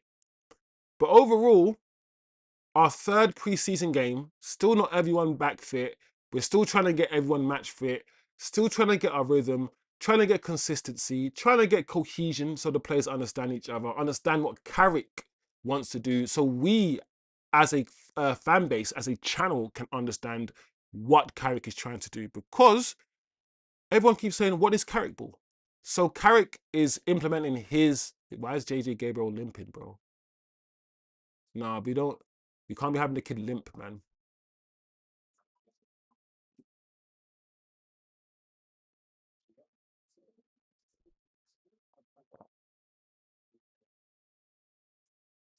Yeah, it's nice from JJ. Give back to him. Ah, unlucky. Well done, Xerxes. Well done, Xerxes. One thing I've said about Xerxes over the last 3 years that he has improved on is his physicality. You know how I said I want Sesko to use his body more? One thing that I've been clear, and people in this chat know I've been saying this. Sesko is 6'5". If Sesko uses his body the way that Gyökeres, Xerxes, and some of these other strikers use their body, he would be a problem. When Xerxes first came to the Premier League, he was just big and he wasn't using his body. He wasn't as aggressive as he is now. He was very delicate. He wanted to play a certain type of football that involved no physicality. And now when you watch Xerxes, he's using his arms. He's just bullying people off the ball. And he wasn't like that 2 years ago. He's become a lot more physical. So I know Sesko can also do it. If Sesko learns to use his body, use his frame, no one's getting the ball off Sesko. He will just hold the ball up for us all the time, like a Berbatov, like an Ibrahimovic. I think he can beat, but it's not good enough.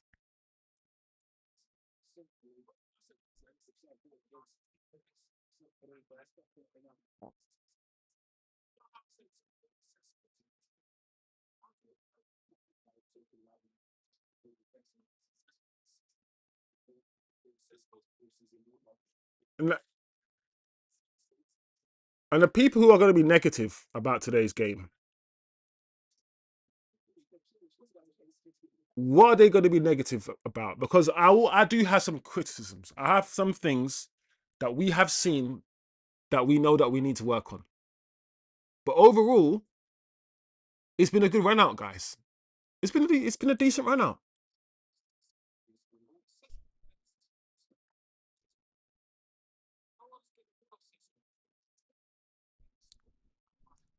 JJ getting, yeah, and I thought it was a goal as well. To be fair, they yeah, that was an opportunity for Atletico. They probably should have scored that chance. JJ getting ragged. Yeah, he's not ready yet. Physically, he's not ready yet.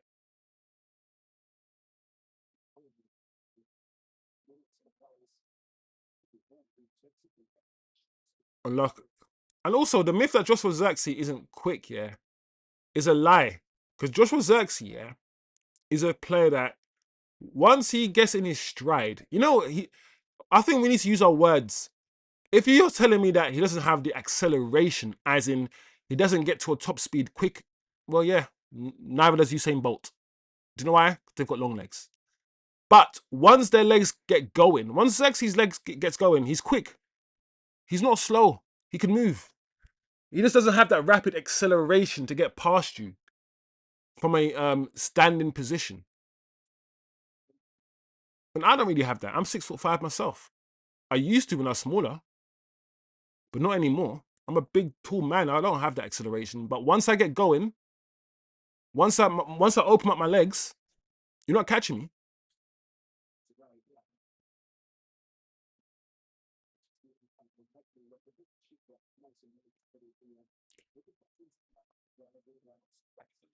Harry Amas, take your time. Take your time, Harry. Bring it. Drop, yeah. Oh, bro, this is why you're getting sold, bro. You had no idea of what you wanted to do. You know when you can tell Harry Amas didn't have sort of an idea of what he wanted to do in his head, and you could tell. That's why I said when he had the ball, I said, "Take your time, bro. Calm down. Like there's four players in front of you, four of the opposition players in front of you. There's no anywhere you can go. Just turn back." And this guy was kept running forward. I was like, "Yeah, yeah, Harry, you had a scatterbrain there. That's nice. That's nice, Mount. Well done, Mason Mount."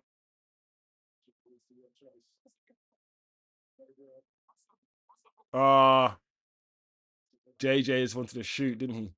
He just saw the red lights. JJ just wanted to shoot and he slipped. Yeah, man. It's okay. It's okay. Oh, Mason Mount is trying it, bro. Mason Mount's having fun now.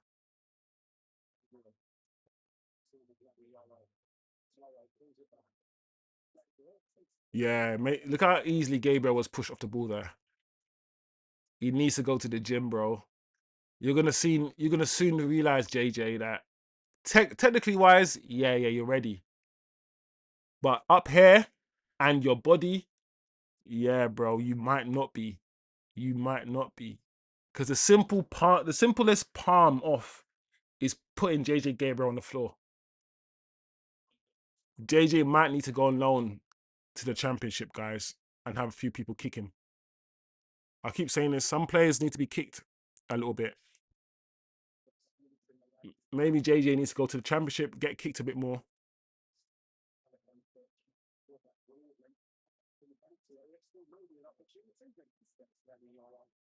Well done, Lenny Euro.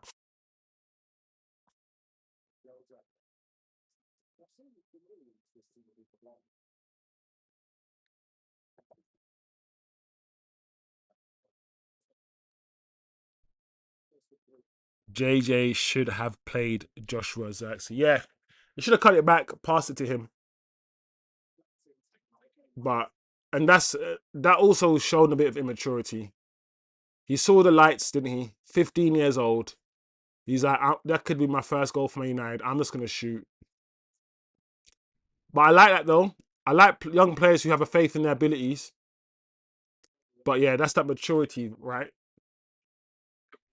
An older player, maybe a more mature player, just cuts it back to Joshua Zirkzee. Those decisions will come. They'll come.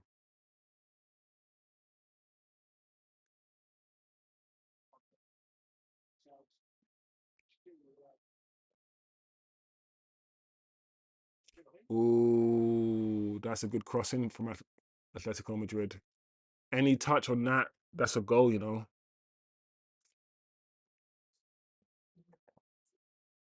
What have we learned, guys? We need to start thinking about what we've learned today. Because every single one of these preseason games need to be used to show something as evidence for something. I need to try. Oh, we need to try something to see if something works. What are we seeing, and do we like what we see?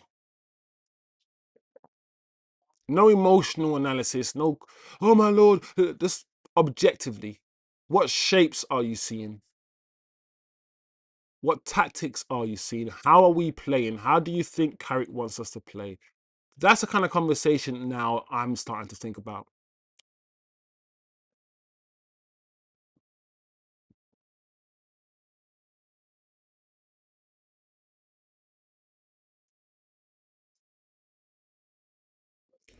We've got Heaven play the full 90 minutes as well.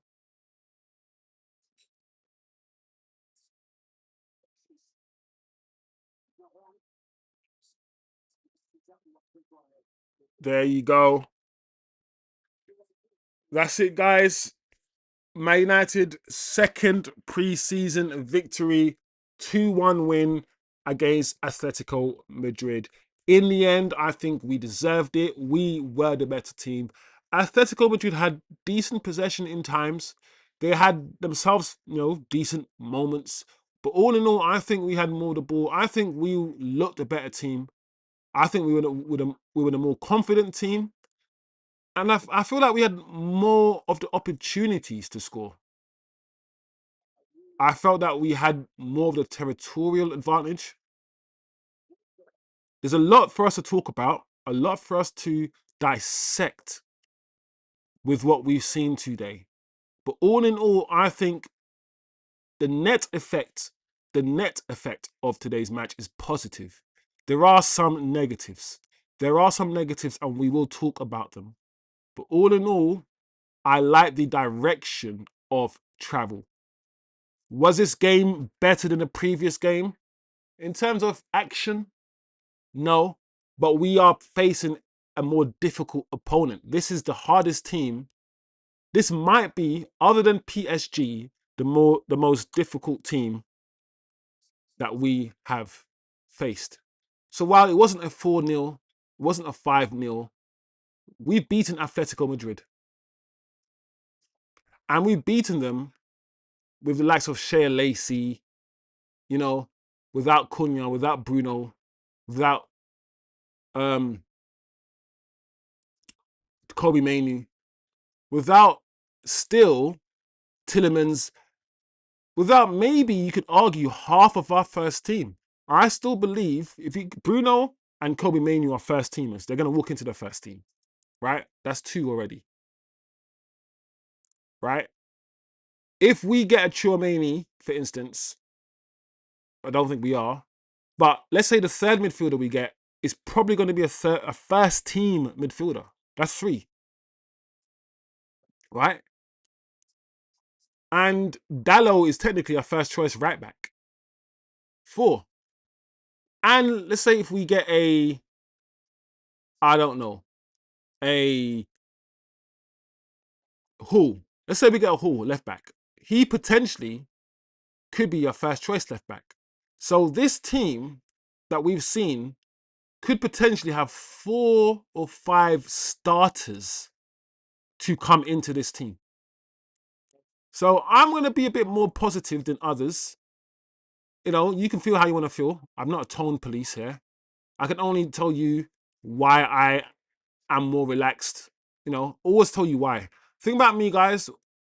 However I feel, whatever I see, when I analyze anything, I always try to provide you guys with evidence. I don't like to pluck things from my head. I like to say, I think this way because of this. Therefore, you guys will feel, or at least have some comfort that I'm not being emotional. There is some rationality to the things that I say, right? So let's talk about the game. In terms of what I'm seeing in the system, I'm seeing, as I said before, Michael Carrick choosing a lone 6 at times. Mostly it was Santos, but towards the end, of course, it was also Mason Mount. Picking the ball up from the back 4. Not only picking the ball up from the back 4, joining the back 4 and making a back 3. Building up from the back with our DM, whether it's Santos or maybe Tillemans or Kobe, literally alongside the back 2. That is clear. We've seen that now 2 games in a row. We can jot it down as Michael Carrick ball. That's what he wants to do. I've said that my concern with that, as we've seen with Amorim, because don't forget, the difference is Amorim starts, his formation is the back 3. And he says, I start with the back 3 so we don't need to get into a back 3 when the game starts. Whereas Carrick does it the more traditional way. He starts with the back 4 and then he makes it a back 3 when the game starts by dropping his DM. As long as the back 3 is not in a straight line and we have either the right centre-back or the left centre-back breaking the lines, I don't mind. Because what I don't want to happen, like under Amorim, is have 3 players that's not being part of the game. So we're playing with like 6 players. Because those 3 are just standing, holding hands, like we saw Luke Shaw, Dillit, and Mazraoui do. So, cool. DM, dropping deep. Back 3. I think eventually Michael Carrick wants to play with a 3. By the way, guys, we have won a trophy, apparently, after winning this game. And we're all now taking a picture with the trophy. So I feel like eventually United want to play with a midfield 3. 1 6 and 2 8s. That's what I think. I also am enjoying the fact, and we're going to talk about it more, the fullbacks, guys. The fullbacks are getting... Big up TK. Yo, we ain't seen TK in a hot minute. Big up T Kizzles in the building. One of the original OGs of the chat. Big up TK, man. You've been a busy guy, but the season's about to start, my friend. We need your input, man. What are you seeing? In terms of the front 3, sorry, what was I talking about? No, the fullbacks, I'm loving this high fullback thing. I'm seeing Luke Shaw as high as he's ever been, and he's not even smoking. I'm seeing Luke Shaw shoot twice, 2 shots from Luke Shaw from inside the box. We haven't seen the other side. We need, listen, I still feel like Leniero had a good game, but we probably need Leniero, to be moving up a bit higher as well. But the way that I think Carrick wants to use the fullbacks, I can't see Lenny Euro starting the season as fullback. Unless what he wants to do is only one fullback goes forward at a time. Because the way that he's using the fullbacks and how attacking he wants the fullbacks to be, I don't know if Lenny Rowe will start the season as fullback. We will see. We will see. Good 45 minutes for Amad. Oh, wow. Just talk us through it. Anyway, guys, I'm going to continue. Hopefully you can hear me, but the screen has... This is jokes. Look at this. This is funny, bro. But, that's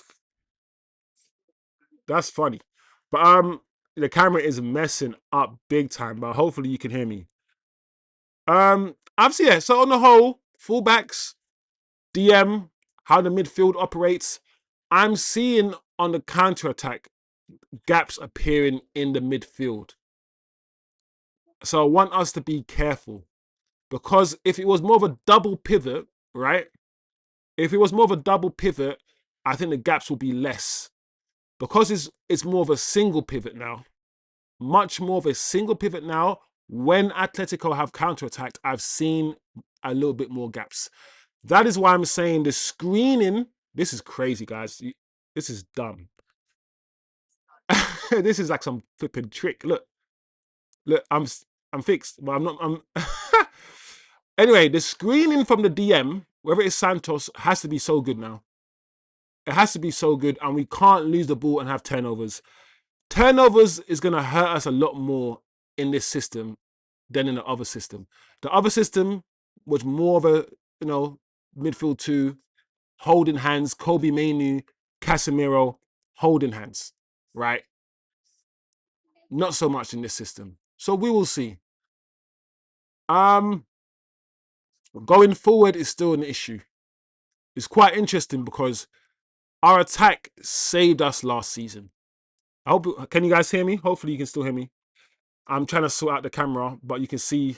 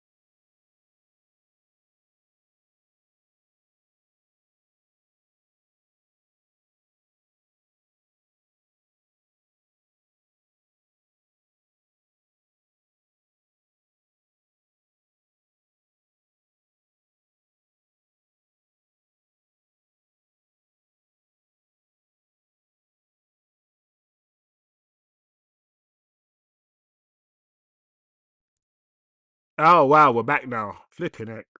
Technical issues. Let me touch base with the chat anyway, guys. I can't even remember what I was saying. On the whole, what I have seen is nice in principle. The execution, yeah, we need a tech man on point. Yeah, the execution is not there. It's not there. Yeah, that bro. I don't know what was going on with the video, but I'm back now. Yeah, I'm moving. Yo, I'm moving. Yo, big up people, man. Yeah, man. Using shadow clone jutsu. Shadow clone. I hear the single pivot point. It is like 316, but the benefit, in my opinion, is we only commit that in the final third. Ad break, hydration break. Big up TK, bro. TK's been missed, man. Big up T Kizzles in the building, bro. Smash the likes, everyone. But the one thing I defo say has improved is the pressing. It looks more cohesive than under Eric Ten Hag and more intense than under Amorim plus counter pressing.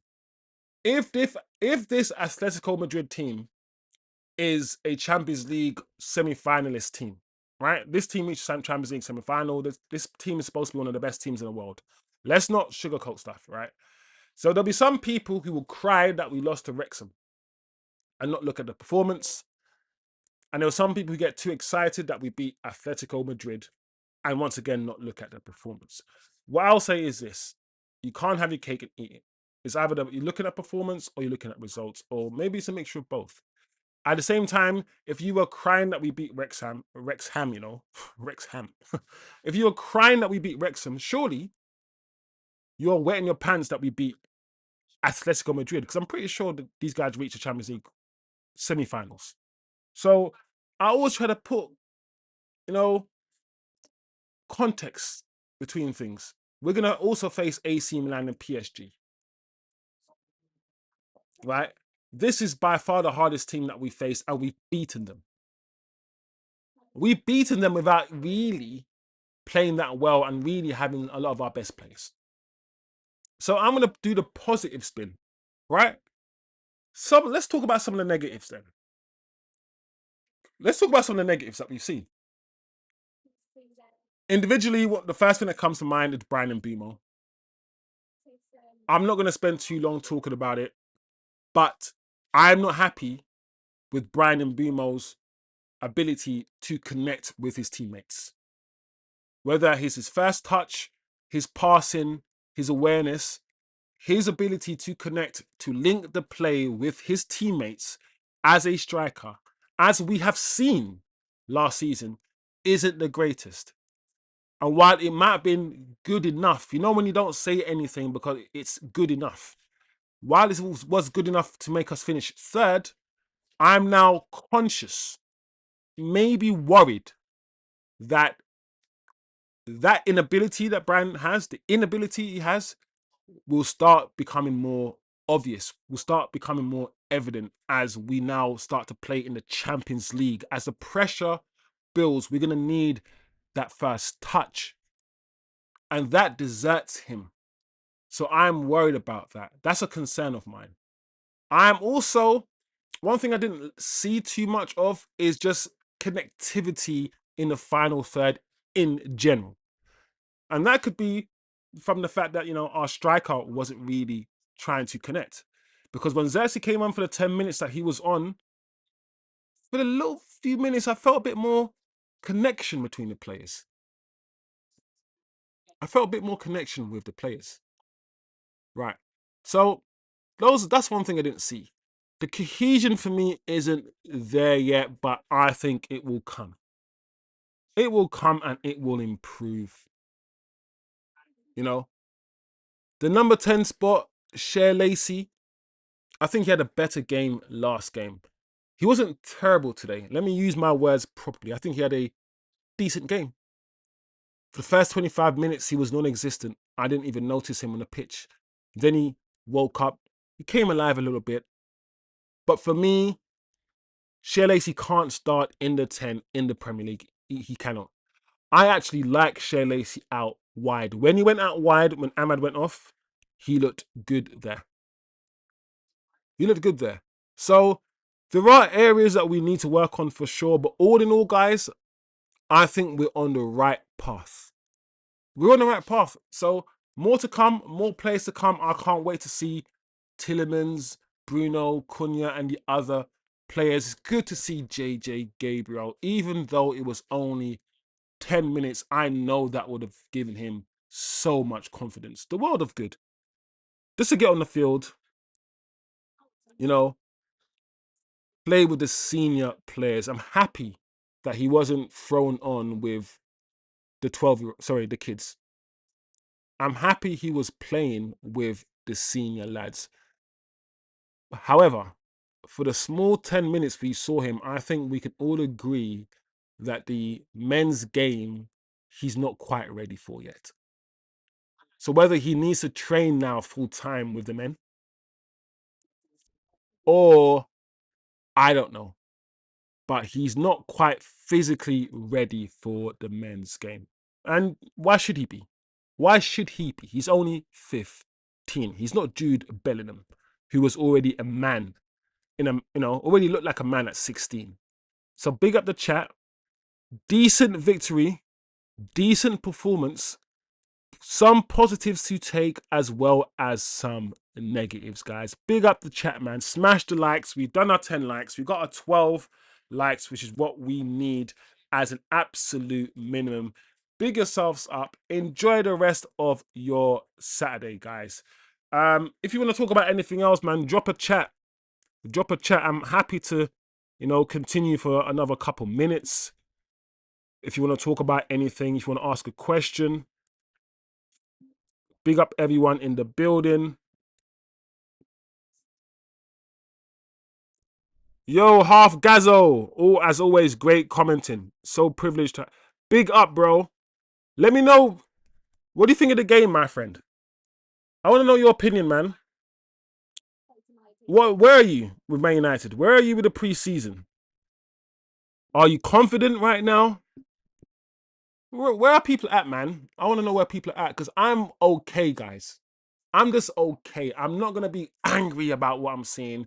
And at the same time, I'm not going to be over the moon. I'm just chilled right now.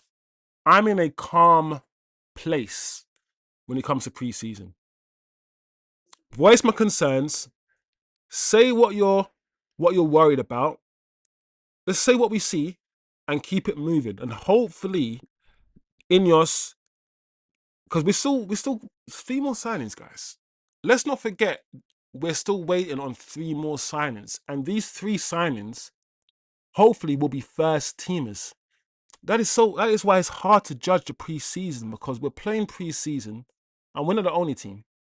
But we're playing preseason at a time when we know that we could have another 3 people not just join the squad, but be in the first team. Big up, Atro. Yeah, man, 12 likes, 14 likes now, people. Big up, man. Keep it going, man. Let's keep it going, people. Should we see Lacey as a right-wing option? I think so. All right, I'm going to say something controversial. In my ideal world, right, from what I've seen, Mbeumo is second choice striker after Xerxes. My order will be Xerxes this season, starts the season, and then Mbeumo second choice striker. I would start Amad on the right with Shea Lacey back up, Cunha on the left with Dorgu. But the issue is this: the more I'm talking about leaving Bryan Mbeumo out, yeah, and this is the issue you have, and this is what coaches have to deal with. Because you can leave Bryan Mbeumo out and the team can play better football, for instance. Yeah? Keep the ball better, maybe. But then Bryan Mbeumo gives you goals as well. And Bryan Mbeumo gives you the off-the-ball stuff. So when you lose the ball, Bryan Mbeumo is tracking back. He's closing his opponents down. He's winning the ball back high. He's pressing like a crackhead. Yeah? So You just have to choose. Is off the ball, on the ball. This is where Carrick needs to decide. Is he building a possession-based on the ball team? Or maybe a hybrid of both. But Shea Lacey, for me, 100% has to be in the squad. He was already in the matchday squad. Don't forget, Carrick was picking him in the matchday squad towards the end of last season. From what we've seen in pre-season and what we know of him, he has to be in the squad. Do you know why also Shea Lacey has to be in the squad? Because Shea Lacey, as you can see, can play down the middle. He can play down the right, which is his preferred position, which is where I'll play him. But he can also play down the left. And I'm a fan of Amad Diallo. You guys know I'm a fan of Amad Diallo because I'm a fan of technically sound players. And Amad is technically sound. But if Amad's not having a great game, I'm okay with saying, Amad, you come off for 60 minutes. Let's bring on Shea Lacey. I'm okay with doing that, guys. I'm okay with using the squad. And it doesn't mean Amad needs to be sold. It just means that we've got competition for places. So we don't need to keep playing you if you're having a bad game. You know how we played Hoyland game after game, even though he was not playing well. There is no footballer now in this Manchester United team that should be playing bad game after game. If you played 2 bad games in a row, I don't want to see you. We need to have a squad where we have 2 players for every position. So Amad, cool, great. You don't want to play well, bring on Shea Lacey. Cunha, you wanna mess around, bring on Dorgu. Zaxi, you're not tracking back, you're not quick enough, whatever, bring on Mbeumo. We're not talking about Sesko right now because he's injured. Santos, cool, bring on Tillemans. You know, Kobe Mainoo's not doing well, bring on whoever, Kone. As long as we got 2 players in every position, I'm all right, guys. I'm not going to be one of those supporters that says my favorite player has to play. Like, what the hell is this? Am I a child? If we're winning, I don't even... Kobe Mainoo can sit on the bench. I've told you this. Kobe Mainoo is 21 years old. He does not need to play every game. He can't play every game. Let's not do a Declan Rice, and a Saka on our players. Let's not do what Arteta does and run our players into the ground. So, big up people. I would definitely have Shea Lacey as a right-wing option. The thing about Shea Lacey is that players who have no fear, because the fear comes into you when you grow and you keep playing, you start to understand that you can't run down to the left, you can't go right because you're gonna get tackled. You start to apply frameworks and you're less creative. But when you're young, you're a bit more fearless. I'm thinking about Shea Lacey that I'm seeing. He's got the early Amad fearlessness about him. You know when Amad was the 2 years ago Amad, when he was like, I'm the guy, I'm just gonna run, I'm gonna do my thing. Now Amad kind of second guesses himself sometimes. Shea Lacey has that fearlessness. Shea Lacey has that, let's bring him on for 10 minutes, at the end of a game with his fearlessness to see if he can do something. So I'm good with Shea Lacey, guys. I'm not gonna go overexcited and say he's the next best thing. But so far, so good with Shea Lacey. Big up T Kizzles in the building. United show no panicking today. None in the other preseason matches. Just like the window. No idiot knee-jerk signings. Steady waters. Let's speak on that, TK. TK said something. And let's speak on what TK has just said in the chat. Let's speak on it now. It's good. I like that comment, TK, a lot. A lot. No panicking. I want to explore that because I feel like what TK is trying to say is that we're playing our game and we are starting to play a more possession-based game. Yes, when we get the ball, we can go from back to front very quickly. But there seems to be a way of playing that is starting to develop. Where, yes, we went we went one goal, but we went one goal down, but we just kept playing the ball, playing a certain way. Santos kept going back into defense, picking the ball up, and we just kept kicking it and playing. And one thing I did comment on, guys, and I said this in the live stream as well, TK. When we do our, not just our high press, but once we condense the pitch, which every team wants to do this. Arsenal do this very well. Arsenal condense the pitch and only play in one half of the field. That's what you want to do. You don't want to be running up and down. Kobe Mainey doesn't want to do it. Cass never wanted to do it. Condensing the pitch is what we should do. Amorim wanted to make the pitch as big as possible, right? That's what Amorim wanted to do. Press high, make the pitch as big as possible, and do the dynamic stuff. Condense it, get your defense at the halfway line. And we did that a few times better than we've done it before. And I think that is it. If we can keep the ball, condense the pitch, keep rotating it, I think we will be a dangerous team. Once the likes of Tielemans comes in, and if we get a 6, because Santos, for me, isn't actually the 6, guys. Let me be real. I don't actually think Santos is the 6.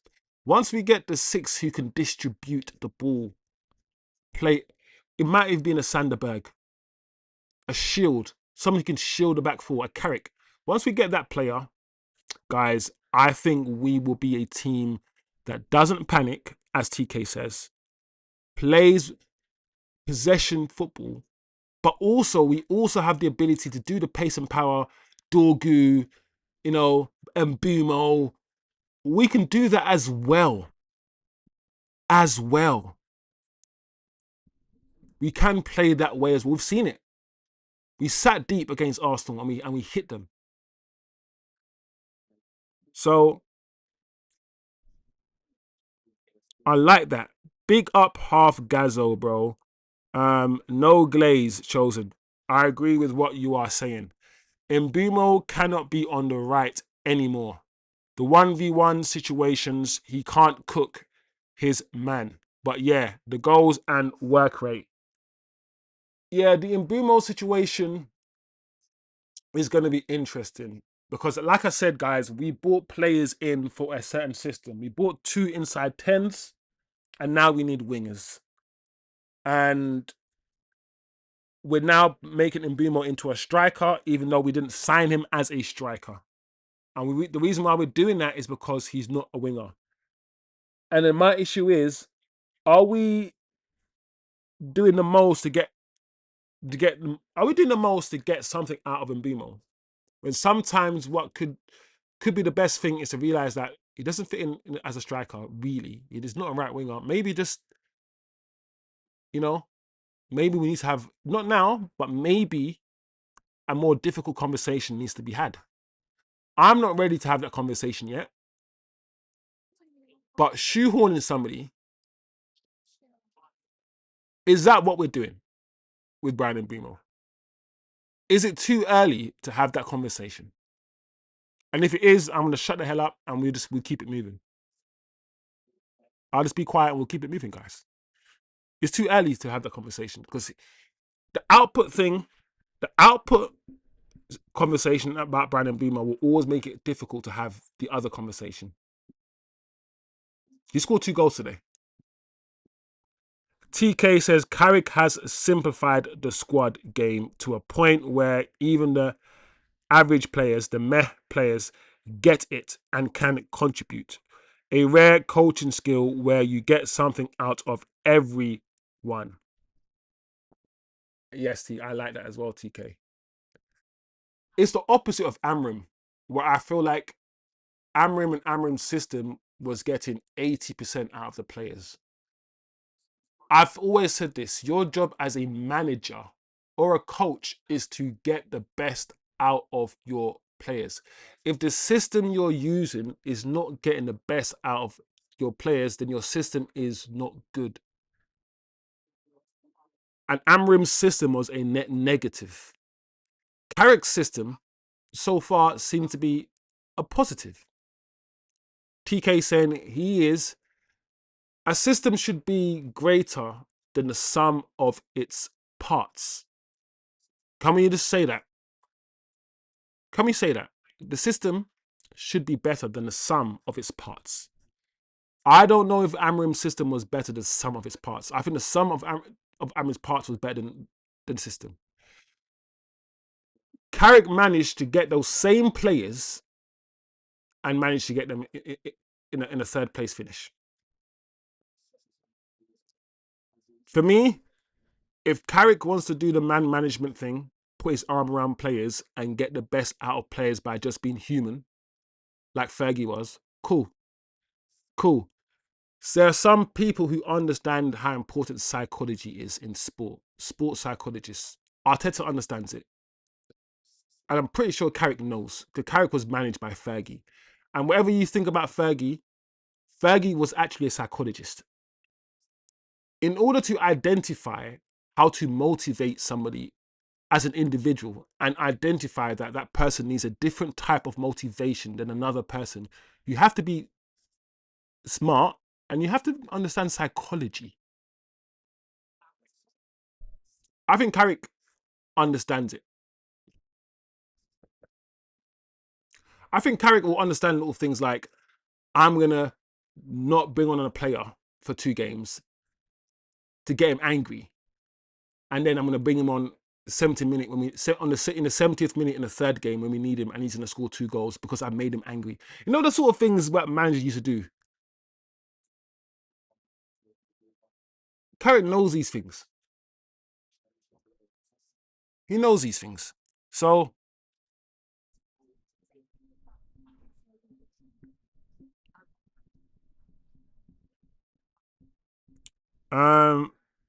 the one thing I must say with Mbeumo at 9, which I noticed different today, he doesn't do that thing Jay-Z did with forcing the opponent to one side of the pitch. He needs better positioning.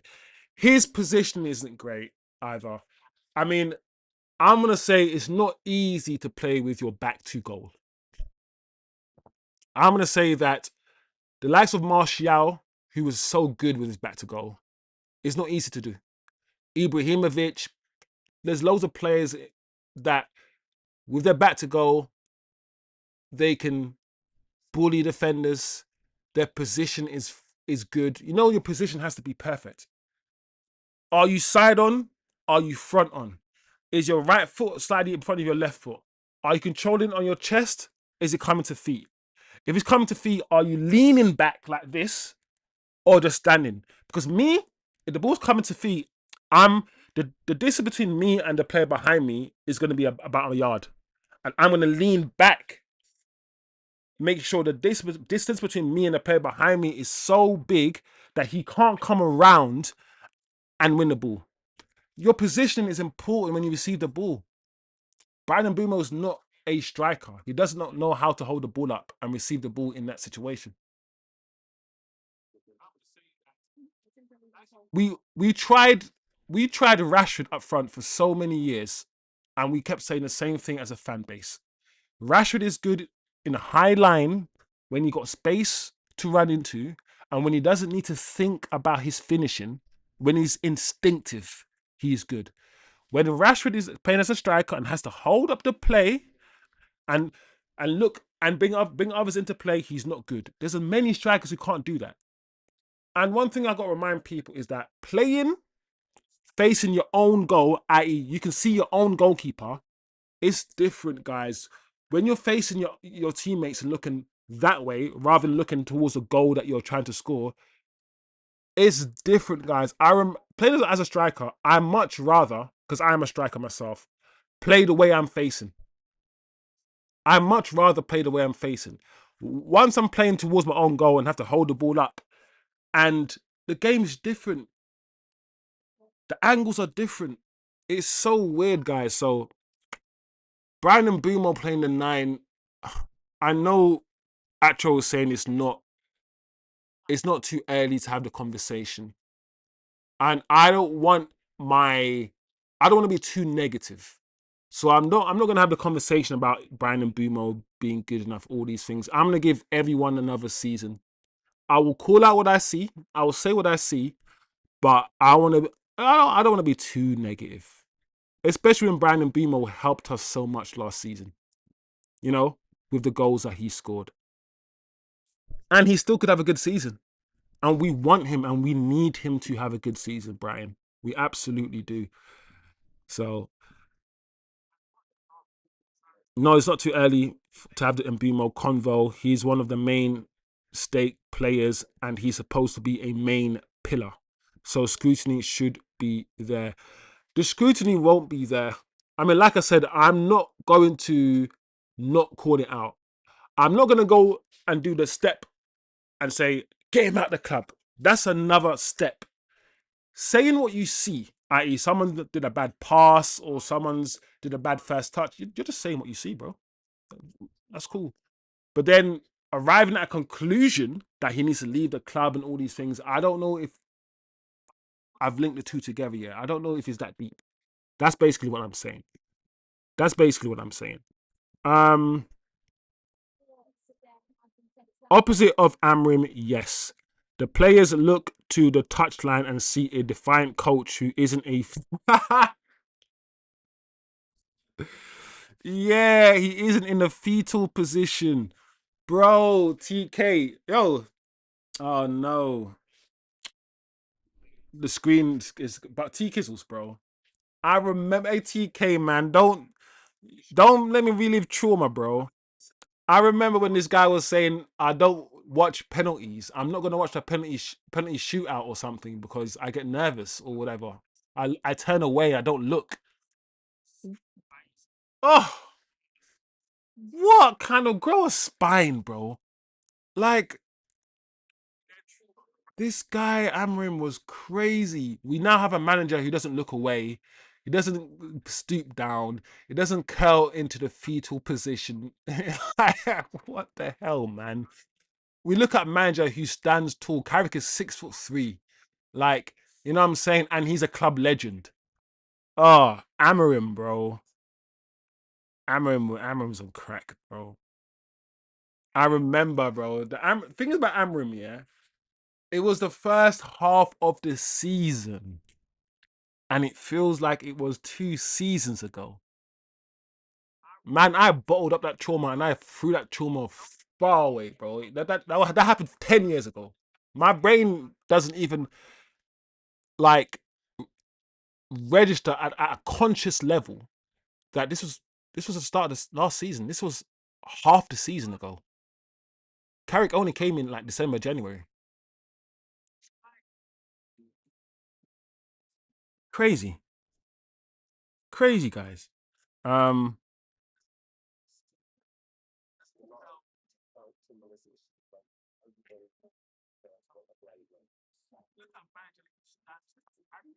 TK says Imbumo, he isn't of concern for me. Yeah, TK said Imbumo's not a concern for him. Um, oh, blue shirt, T Kizzle. So you like the blue shirt then?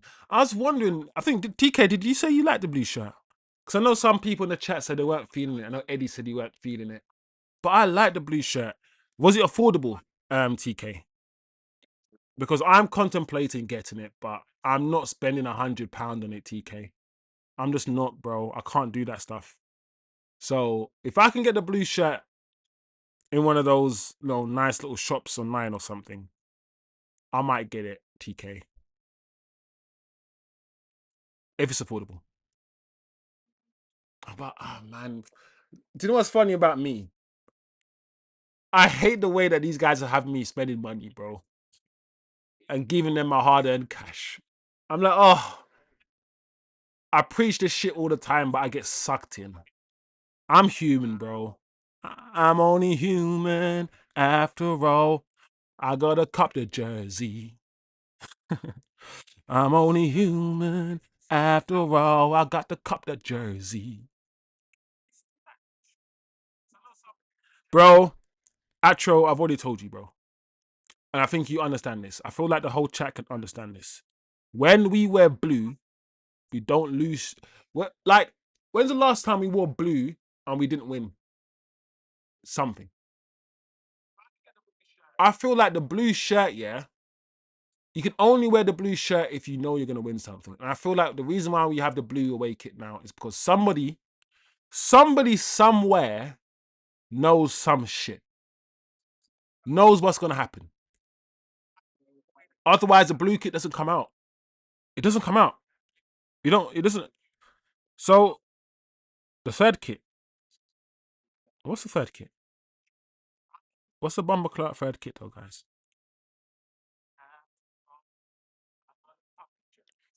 Man United third kit. Oh. Oh my lord. Oh my gosh. Oh my lord. Is that the goalkeeper's? Oh, that's a goalkeeper's kit. No. Oh, the white one, TK, with the red in the middle. No. No. No.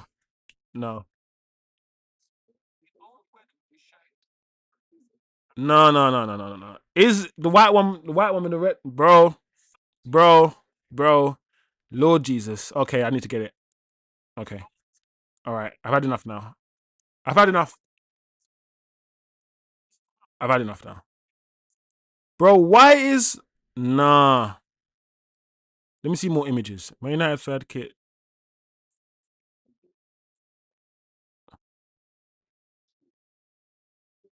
Bro, it's not even coming up like that.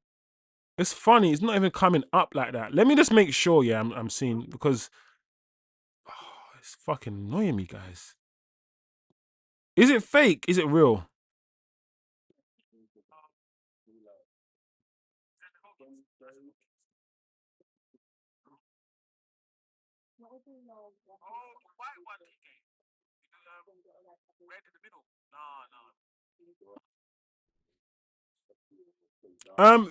TK, are you talking about this one?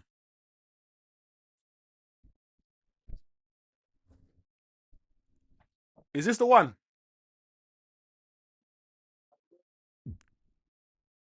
Is this the one? Because if this is the one you're talking about, bro, because I literally typed in third kit and it's not conclusive. But if this is the third kit, bro, no.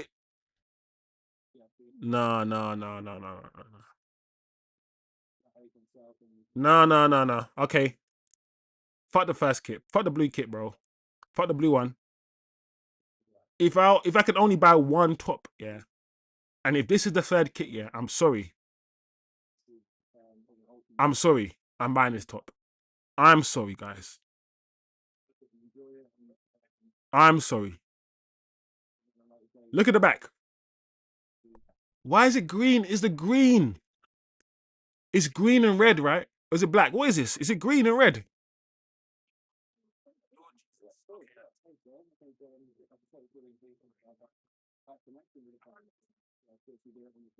Nah, but there's something about this third kit. I don't, bro. Why does it look so wavy? It's the linearness of the logos, bro. That's what it is. It's the fact that you got the Adidas and you got the devil. Big up Devils.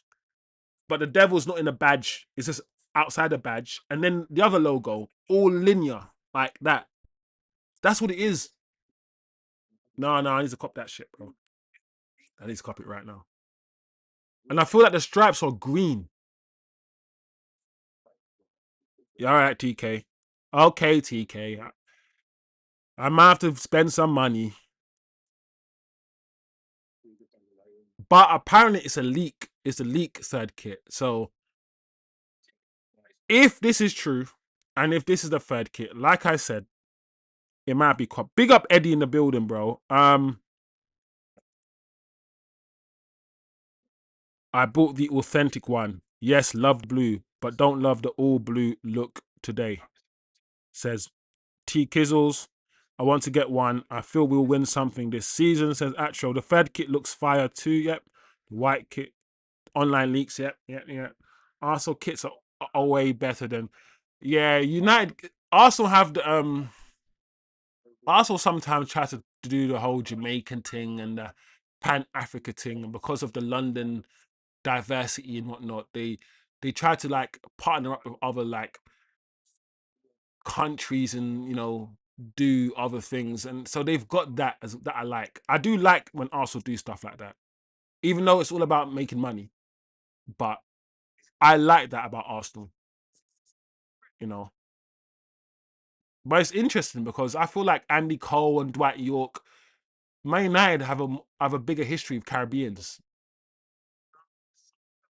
So Man United could easily tap into their Caribbean history with 2 Caribbean strikers and, you know, do some sort of like weird third or fourth kit that Arsenal do with some sort of Pan-African colour. I don't know. United could easily do that as well. Oh, I missed the game. Was it good? Would I describe the game as a good game? In terms of, okay, let me use my words. Was it a fun game to watch because of loads of drama and loads of goal scoring opportunities? No. Was it an interesting game to watch to find out what Carrick wants to do, to check out the shape of the team, to see how we're connecting, all of these other things that we need to see in pre-season? The list is long. Yeah, yeah, yeah. So I feel like it was a good game. Um, we learned some stuff. I think Eddie.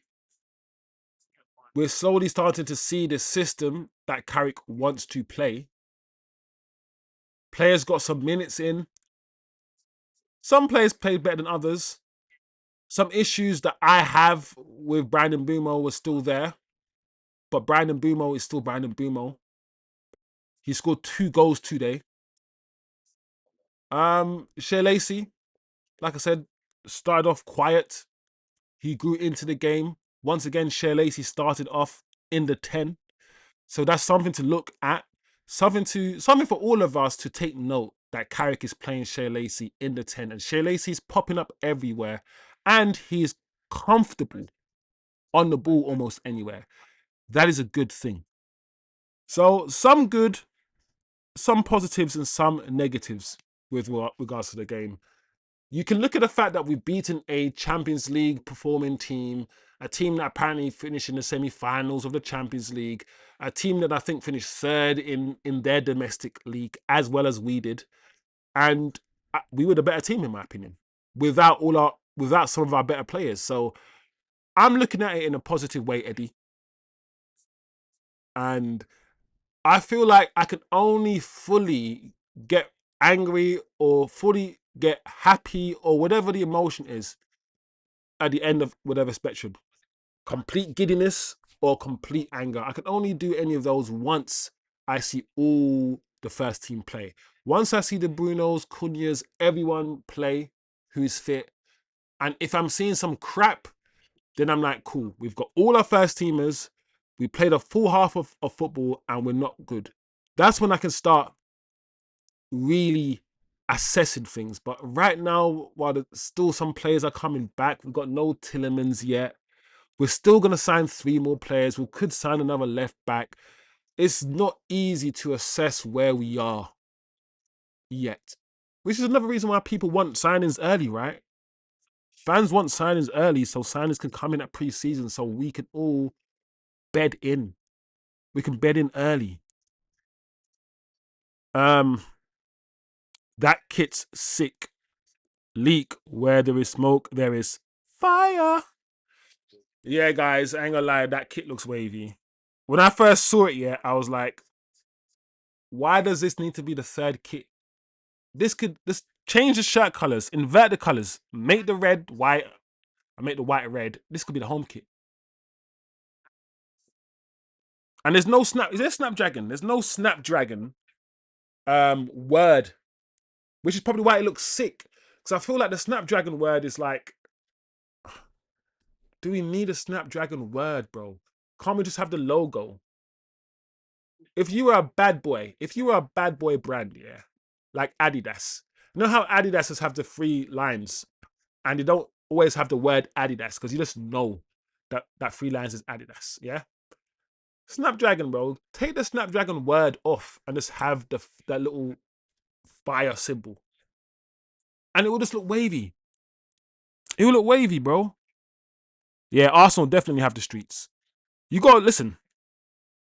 You have to accept it. I accepted a long time ago as a Man United fan that Arsenal have the streets, bro. Especially London. They're the London club that have the streets of London. So man them support Arsenal. And because man them support Arsenal, Arsenal have to cater to the man them. And have certain kits. Man United don't cater to the man them. Who are the man them up in Manchester? Saeed. Nuruddin. Nah, chill, bro. Is that the man them in Manchester? Saeed and Nuruddin? Nah. So what kits? What they're smiling, right? I don't know what the smiling flag is. What kit are they? It's not the same. But like I said, Andy Cole's a Jamaican. Dwight York is from Trinidad. Yeah, and we had borders like that, so we can do it. We can do the thing. Big up Eddie though in the chat. True, Arsenal have Ian Wright, Kevin Campbell, Sol Campbell, and many more than. Yeah, true. You forget Ian Wright, Jamaican, Sol Campbell, Jamaican, Kevin Campbell, Jamaican. Why does my people, my Jamaican people, why are we just anywhere we go, we're just so good at shit? And there's hardly any of us. Jamaican excellence, man. Cherry's away kit is gross. Have a look at the Discord chat. Let me see the Discord chat.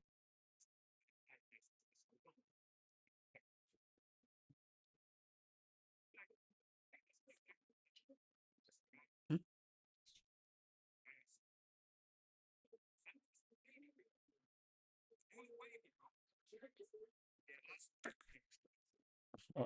Oh, I don't even have access to the Discord right now.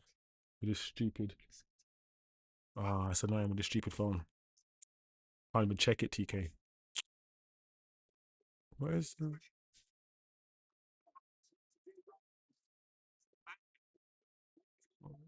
Yeah, I'm gonna have to go look at it in a bit. Where's my other phone, bro? My Discord phone. Anyway. What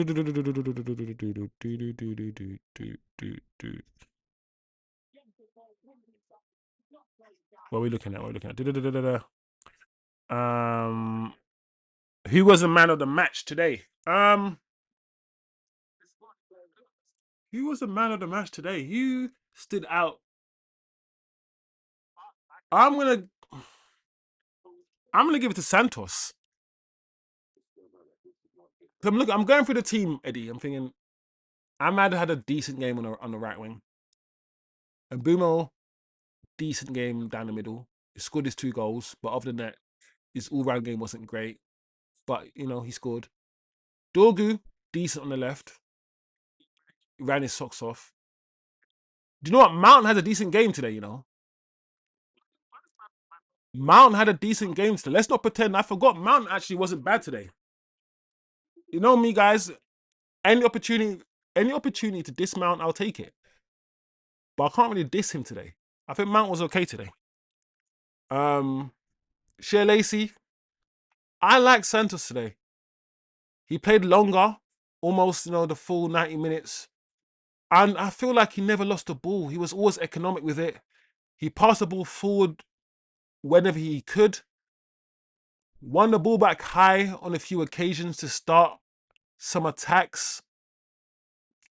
Dropped deep. He kept doing it. Kept dropping deep into that back 3 to pick the ball up, providing an option for the goalkeeper. I like Santos's performance today was a very mature performance. It wasn't childish. He wasn't making childish decisions. At 22 years old, he comes across as a very mature player already.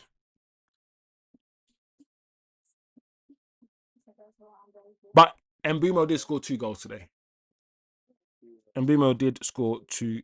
Wagwan with our signings. Snapdragon is paying for that shit. True. People might get mixed up with Firefox. Oh yeah, it does look Firefoxy. But at the same time, yeah, it looks like, I keep saying it reminds me of Vodafone. It reminds me of the Vodafone kit. It always will.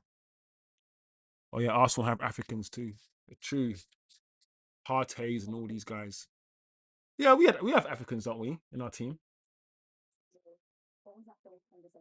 You know, Amad Mbeumo. But I'm trying to think before that, Quinton Fortune, South African. I can't think properly right now. I'm trying to think of like big named African players that United have had. My brain's just gone missing. Jemba, big name, you know. But it wasn't Jemba Cameroonian. I don't know actually. We've had like Juve. No, he wasn't good. He didn't make it here.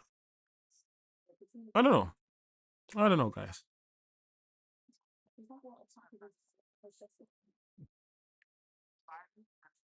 Wow, Norgard's gone to Everton. I don't think Norgard even did Norgard even play one Premier League minute for Arsenal. Wow. Wow.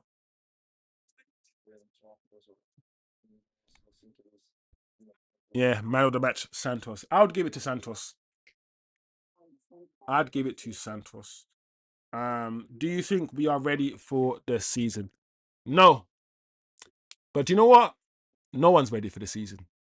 I have to remind people that most of the top teams, their players went to the World Cup. And I have to remind people that we've actually played the most preseason games. We played three preseason games. Arsenal, I think, played one. Like, we've actually come out earlier than other teams, played more games than other teams, but we have as many players missing as other teams. Like, Man City's players aren't back yet. Arsenal, is Saka back for Arsenal yet? So I just want people to understand that in terms of development and where we are in terms of our preparation, no one is prepared yet. No one has a World Cup players back. So I feel like, yeah, it's not all about looking at other teams. I know that as well. But we have to face them, and they're who we're facing, so we do need to look at them. So yeah, we're not ready yet, but I don't know who's ready. That's the point I'm making. Who's ready? Arsenal aren't ready. If Arsenal start the season the way they are now, I don't know if they retain the title. If we start the season with the players that we saw today, we're not finishing top 3. We need our players back. If Man City start the season without Rodri and without Bernardo Silva and only signing Elliot Anderson, what are Man City gonna do? So I feel like so many clubs, yeah, have so much to do. And if no club does nothing, if all the clubs do absolutely nothing in the transfer window, and we rely just on a footballer's natural growth to get better, I think we get better because we got youngsters like Lenny Euro, Heaven, Kobe, and all these guys that are just going, and Dorgu, that are going to get better. So if the season stops like in June, just gone, and nobody was allowed to make any signings, and we just continued again, I think we might win the league. Yes, the Casemiro issue is a Casemiro issue, so that might be the reason why we don't. Our midfield, but I'm just positive, guys. I feel okay. As long as we do what we need to do. And that's my caveat. I'm going to feel good if we get the players we need to get. I don't have a fixed player in mind, so I'm not going to be as disappointed as everyone else. Most people are disappointed because they were thinking of Andersons and Tonali's and they got Tillemans and Santos. So their expectations haven't been met. For me, I never inserted an expectation. I just said, go and do your duties, go and do your thing in yours. And once you get the player in, then I will see, assess, evaluate whether the player that you brought in is good enough. Not have a player in mind, and if I don't get my way like a child, I'm gonna, I didn't get Anderson, I'm gonna cry. No, fuck that shit. I have no idea who we're gonna get. I don't even have a player in mind. Yes, I bought into the Mateus Fernandes idea, and I wanted him. But very quickly, after I realized we weren't going to get him, I moved on. I moved on. So, the midfielder. As I said, I think United are waiting on something. They've shown that they can get deals done quickly. Santos, boom, bam, bam, come to Man United now. He said yes. Tielemans, boom, bam, 2 days, done. If we wanted Sanderberg, and if Sanderberg was the first choice, Sanderberg will be here right now. I am now starting to think, and a lot of other people are starting to think, that we're just waiting on the final nail. There are certain players that we might want from other clubs that we haven't fully received a no yet. We received a no for now. But once we get the full on, this would never happen. There's no chance of Tchouaméni. There's no chance of Camavinga. Once we know fully that those deals can never happen, then we'll be like, fuck it, cool. Let's pivot. That's what I think is happening. Let's pivot to like a Sanderberg or whatever. But until then, I feel like we're hopeful of getting that marquee. And I'm also prepared for the midfielder to not be the marquee. I've said this already, guys. There's a small percentage chance that it is let's say a Sanderberg, for instance. Because that Sanderberg as a 6, shield in the back 4 is not a bad thing. And then we spend 65 million on a left back, on Lewis Hall. And the reason why I don't mind that, spending the bulk of our money on like a Lewis Hall, is because I actually think, Lewis Hall is transformational. I don't know if Tchouaméni is transformational. He's a very good player who doesn't have any outstanding abilities, Tchouaméni. Very good, very sound, very mature player. But one thing I've always said about Tchouaméni, I can't tell you what he does exceptionally well. He's not even as good as a prime Casemiro, Tchouaméni. But I like him and I will take him because he will make us better. But I think Lewis Hall is transformational. I think Lewis Hall transforms the way that we play football. He's not Luke. Think of Luke Shaw at 18 years old, but even more aggressive and even better ability to play football. I think Luke Shaw actually transforms us a bit. Lewis Hall. And that is why I'm now starting to think, do you know what? If it is another cheap midfielder thing, another 50 million midfielder, like a Camavinga, and then the 65 million pound Lewis Hall thing, I don't actually mind that, people. I don't actually mind that.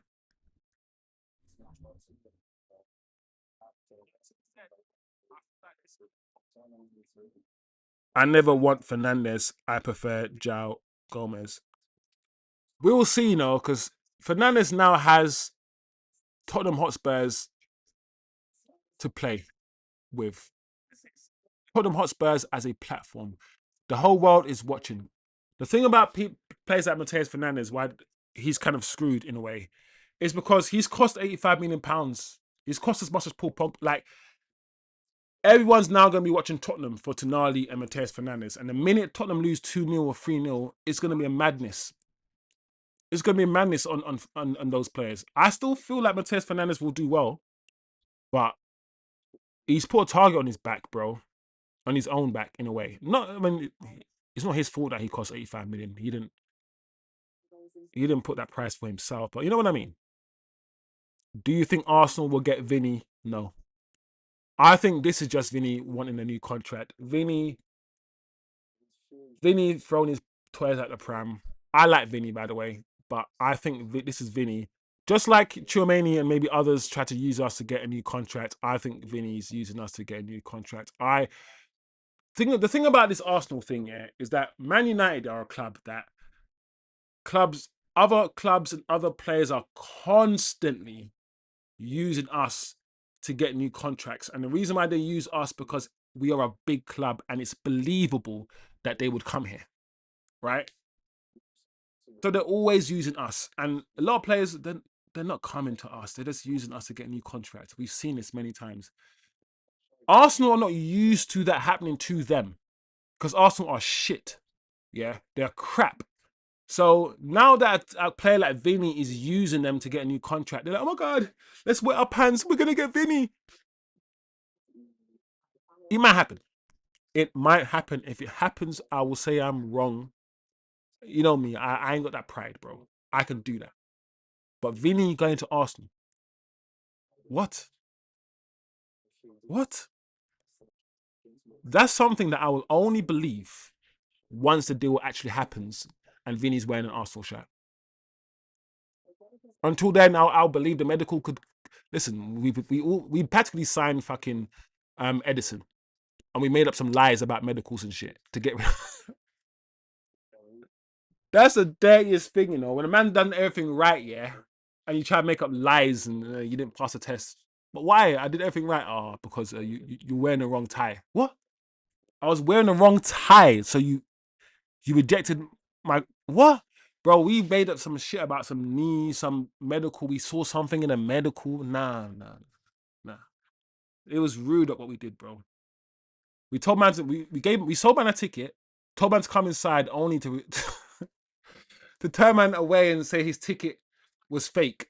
His ticket is real, bro. He bought the ticket from the actual ticket place, from the United ticket place. The ticket was legit. Man went into the place, went into the venue, and he got dragged out. Ticket is fake. That's what we did, bro. That's what we did with Edison. It was rude.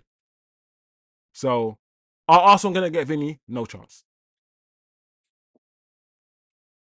Acho says, I don't need a marquee midfielder. I just need someone who will do the business. That's it, guys. That's it. I understand that a big name is what you need, but even Tchouaméni, has Tchouaméni kicked on from when they bought him? Has Tchouaméni kicked on from when Madrid bought him? I know people like the Tchouaméni name, but my question is, if Tchouaméni, the same level of performance he's been doing for the last 3 years, just picture Tchouaméni, picture the level of performance he's been doing for the last 2 or 3 years for Madrid. If he was doing that for like Atletico Madrid or for, I don't know, a Tottenham side or whatever, I don't think people would be like, oh my God, Tchouaméni. I think the Madrid name, that Madrid name has so much weight on it.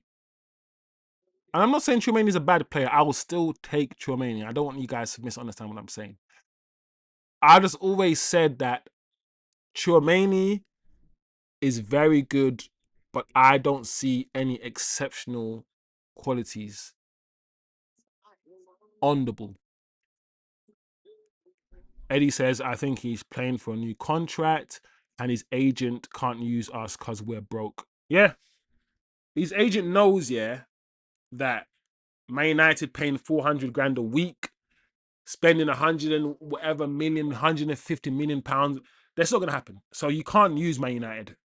Arsenal, they were looking for at Rodgers and they were willing to spend about 100 plus on Morgan Rodgers. And Arsenal potentially will pay those wages. So he can use Arsenal. Anyway, guys, good to touch base, man. Big up the chat. The Discord is open, as always. And the link to the Discord is in the description of the video. Waiting for the technical people at the moment with the outro. And yeah, big up everyone. Enjoy your Saturday. There's wrestling on this Saturday, so I'll probably be watching some, was it SummerSlam? SummerSlam's later today. So I'll be watching some wrestling on my other channel, Divergent Wisdom. Maybe. We may be and we might not. I'm not quite sure. But big up people. I don't think I'm going to do a match reaction. I'll probably just come off stream now. We will be live again, usually on Monday. So Monday evening, 7:15 usual time. Hopefully this weekend some activity will happen. Some transfer news, maybe. Hopefully, who knows. Big up people. Enjoy the rest of your Saturday. It's 5 o'clock, so the Saturday is not finished yet. It's still got time to go about, do what you need to do, people. So big up. Enjoy, man. And yeah, we keep it moving. Smash the likes on your way out. subscribe if you're new. We got 686 now or something? So, you know, we're moving. A channel like this, it ain't gonna grow quickly because of what it is and what it's about. But once we get that 1,000 subscribers and super chats and all these things, I feel like it's just gonna open up new avenues for the chat and for this community. And I saw what happened to Saeed. I just know that Eddie wouldn't do that. And Atro doesn't show his face. So I'm good. I am good. But scary times, bro. Scary times for channels, man. When, you know, your channel, these algorithms are not human. They're just robots. It's just AI. So your channel can be banned at any time for absolutely anything. Big up. Enjoy your Saturday, guys. And I will see you Monday. Just talk us through it. Through what the goal. I think Will passed me the ball, shot, scored. Nice and brief.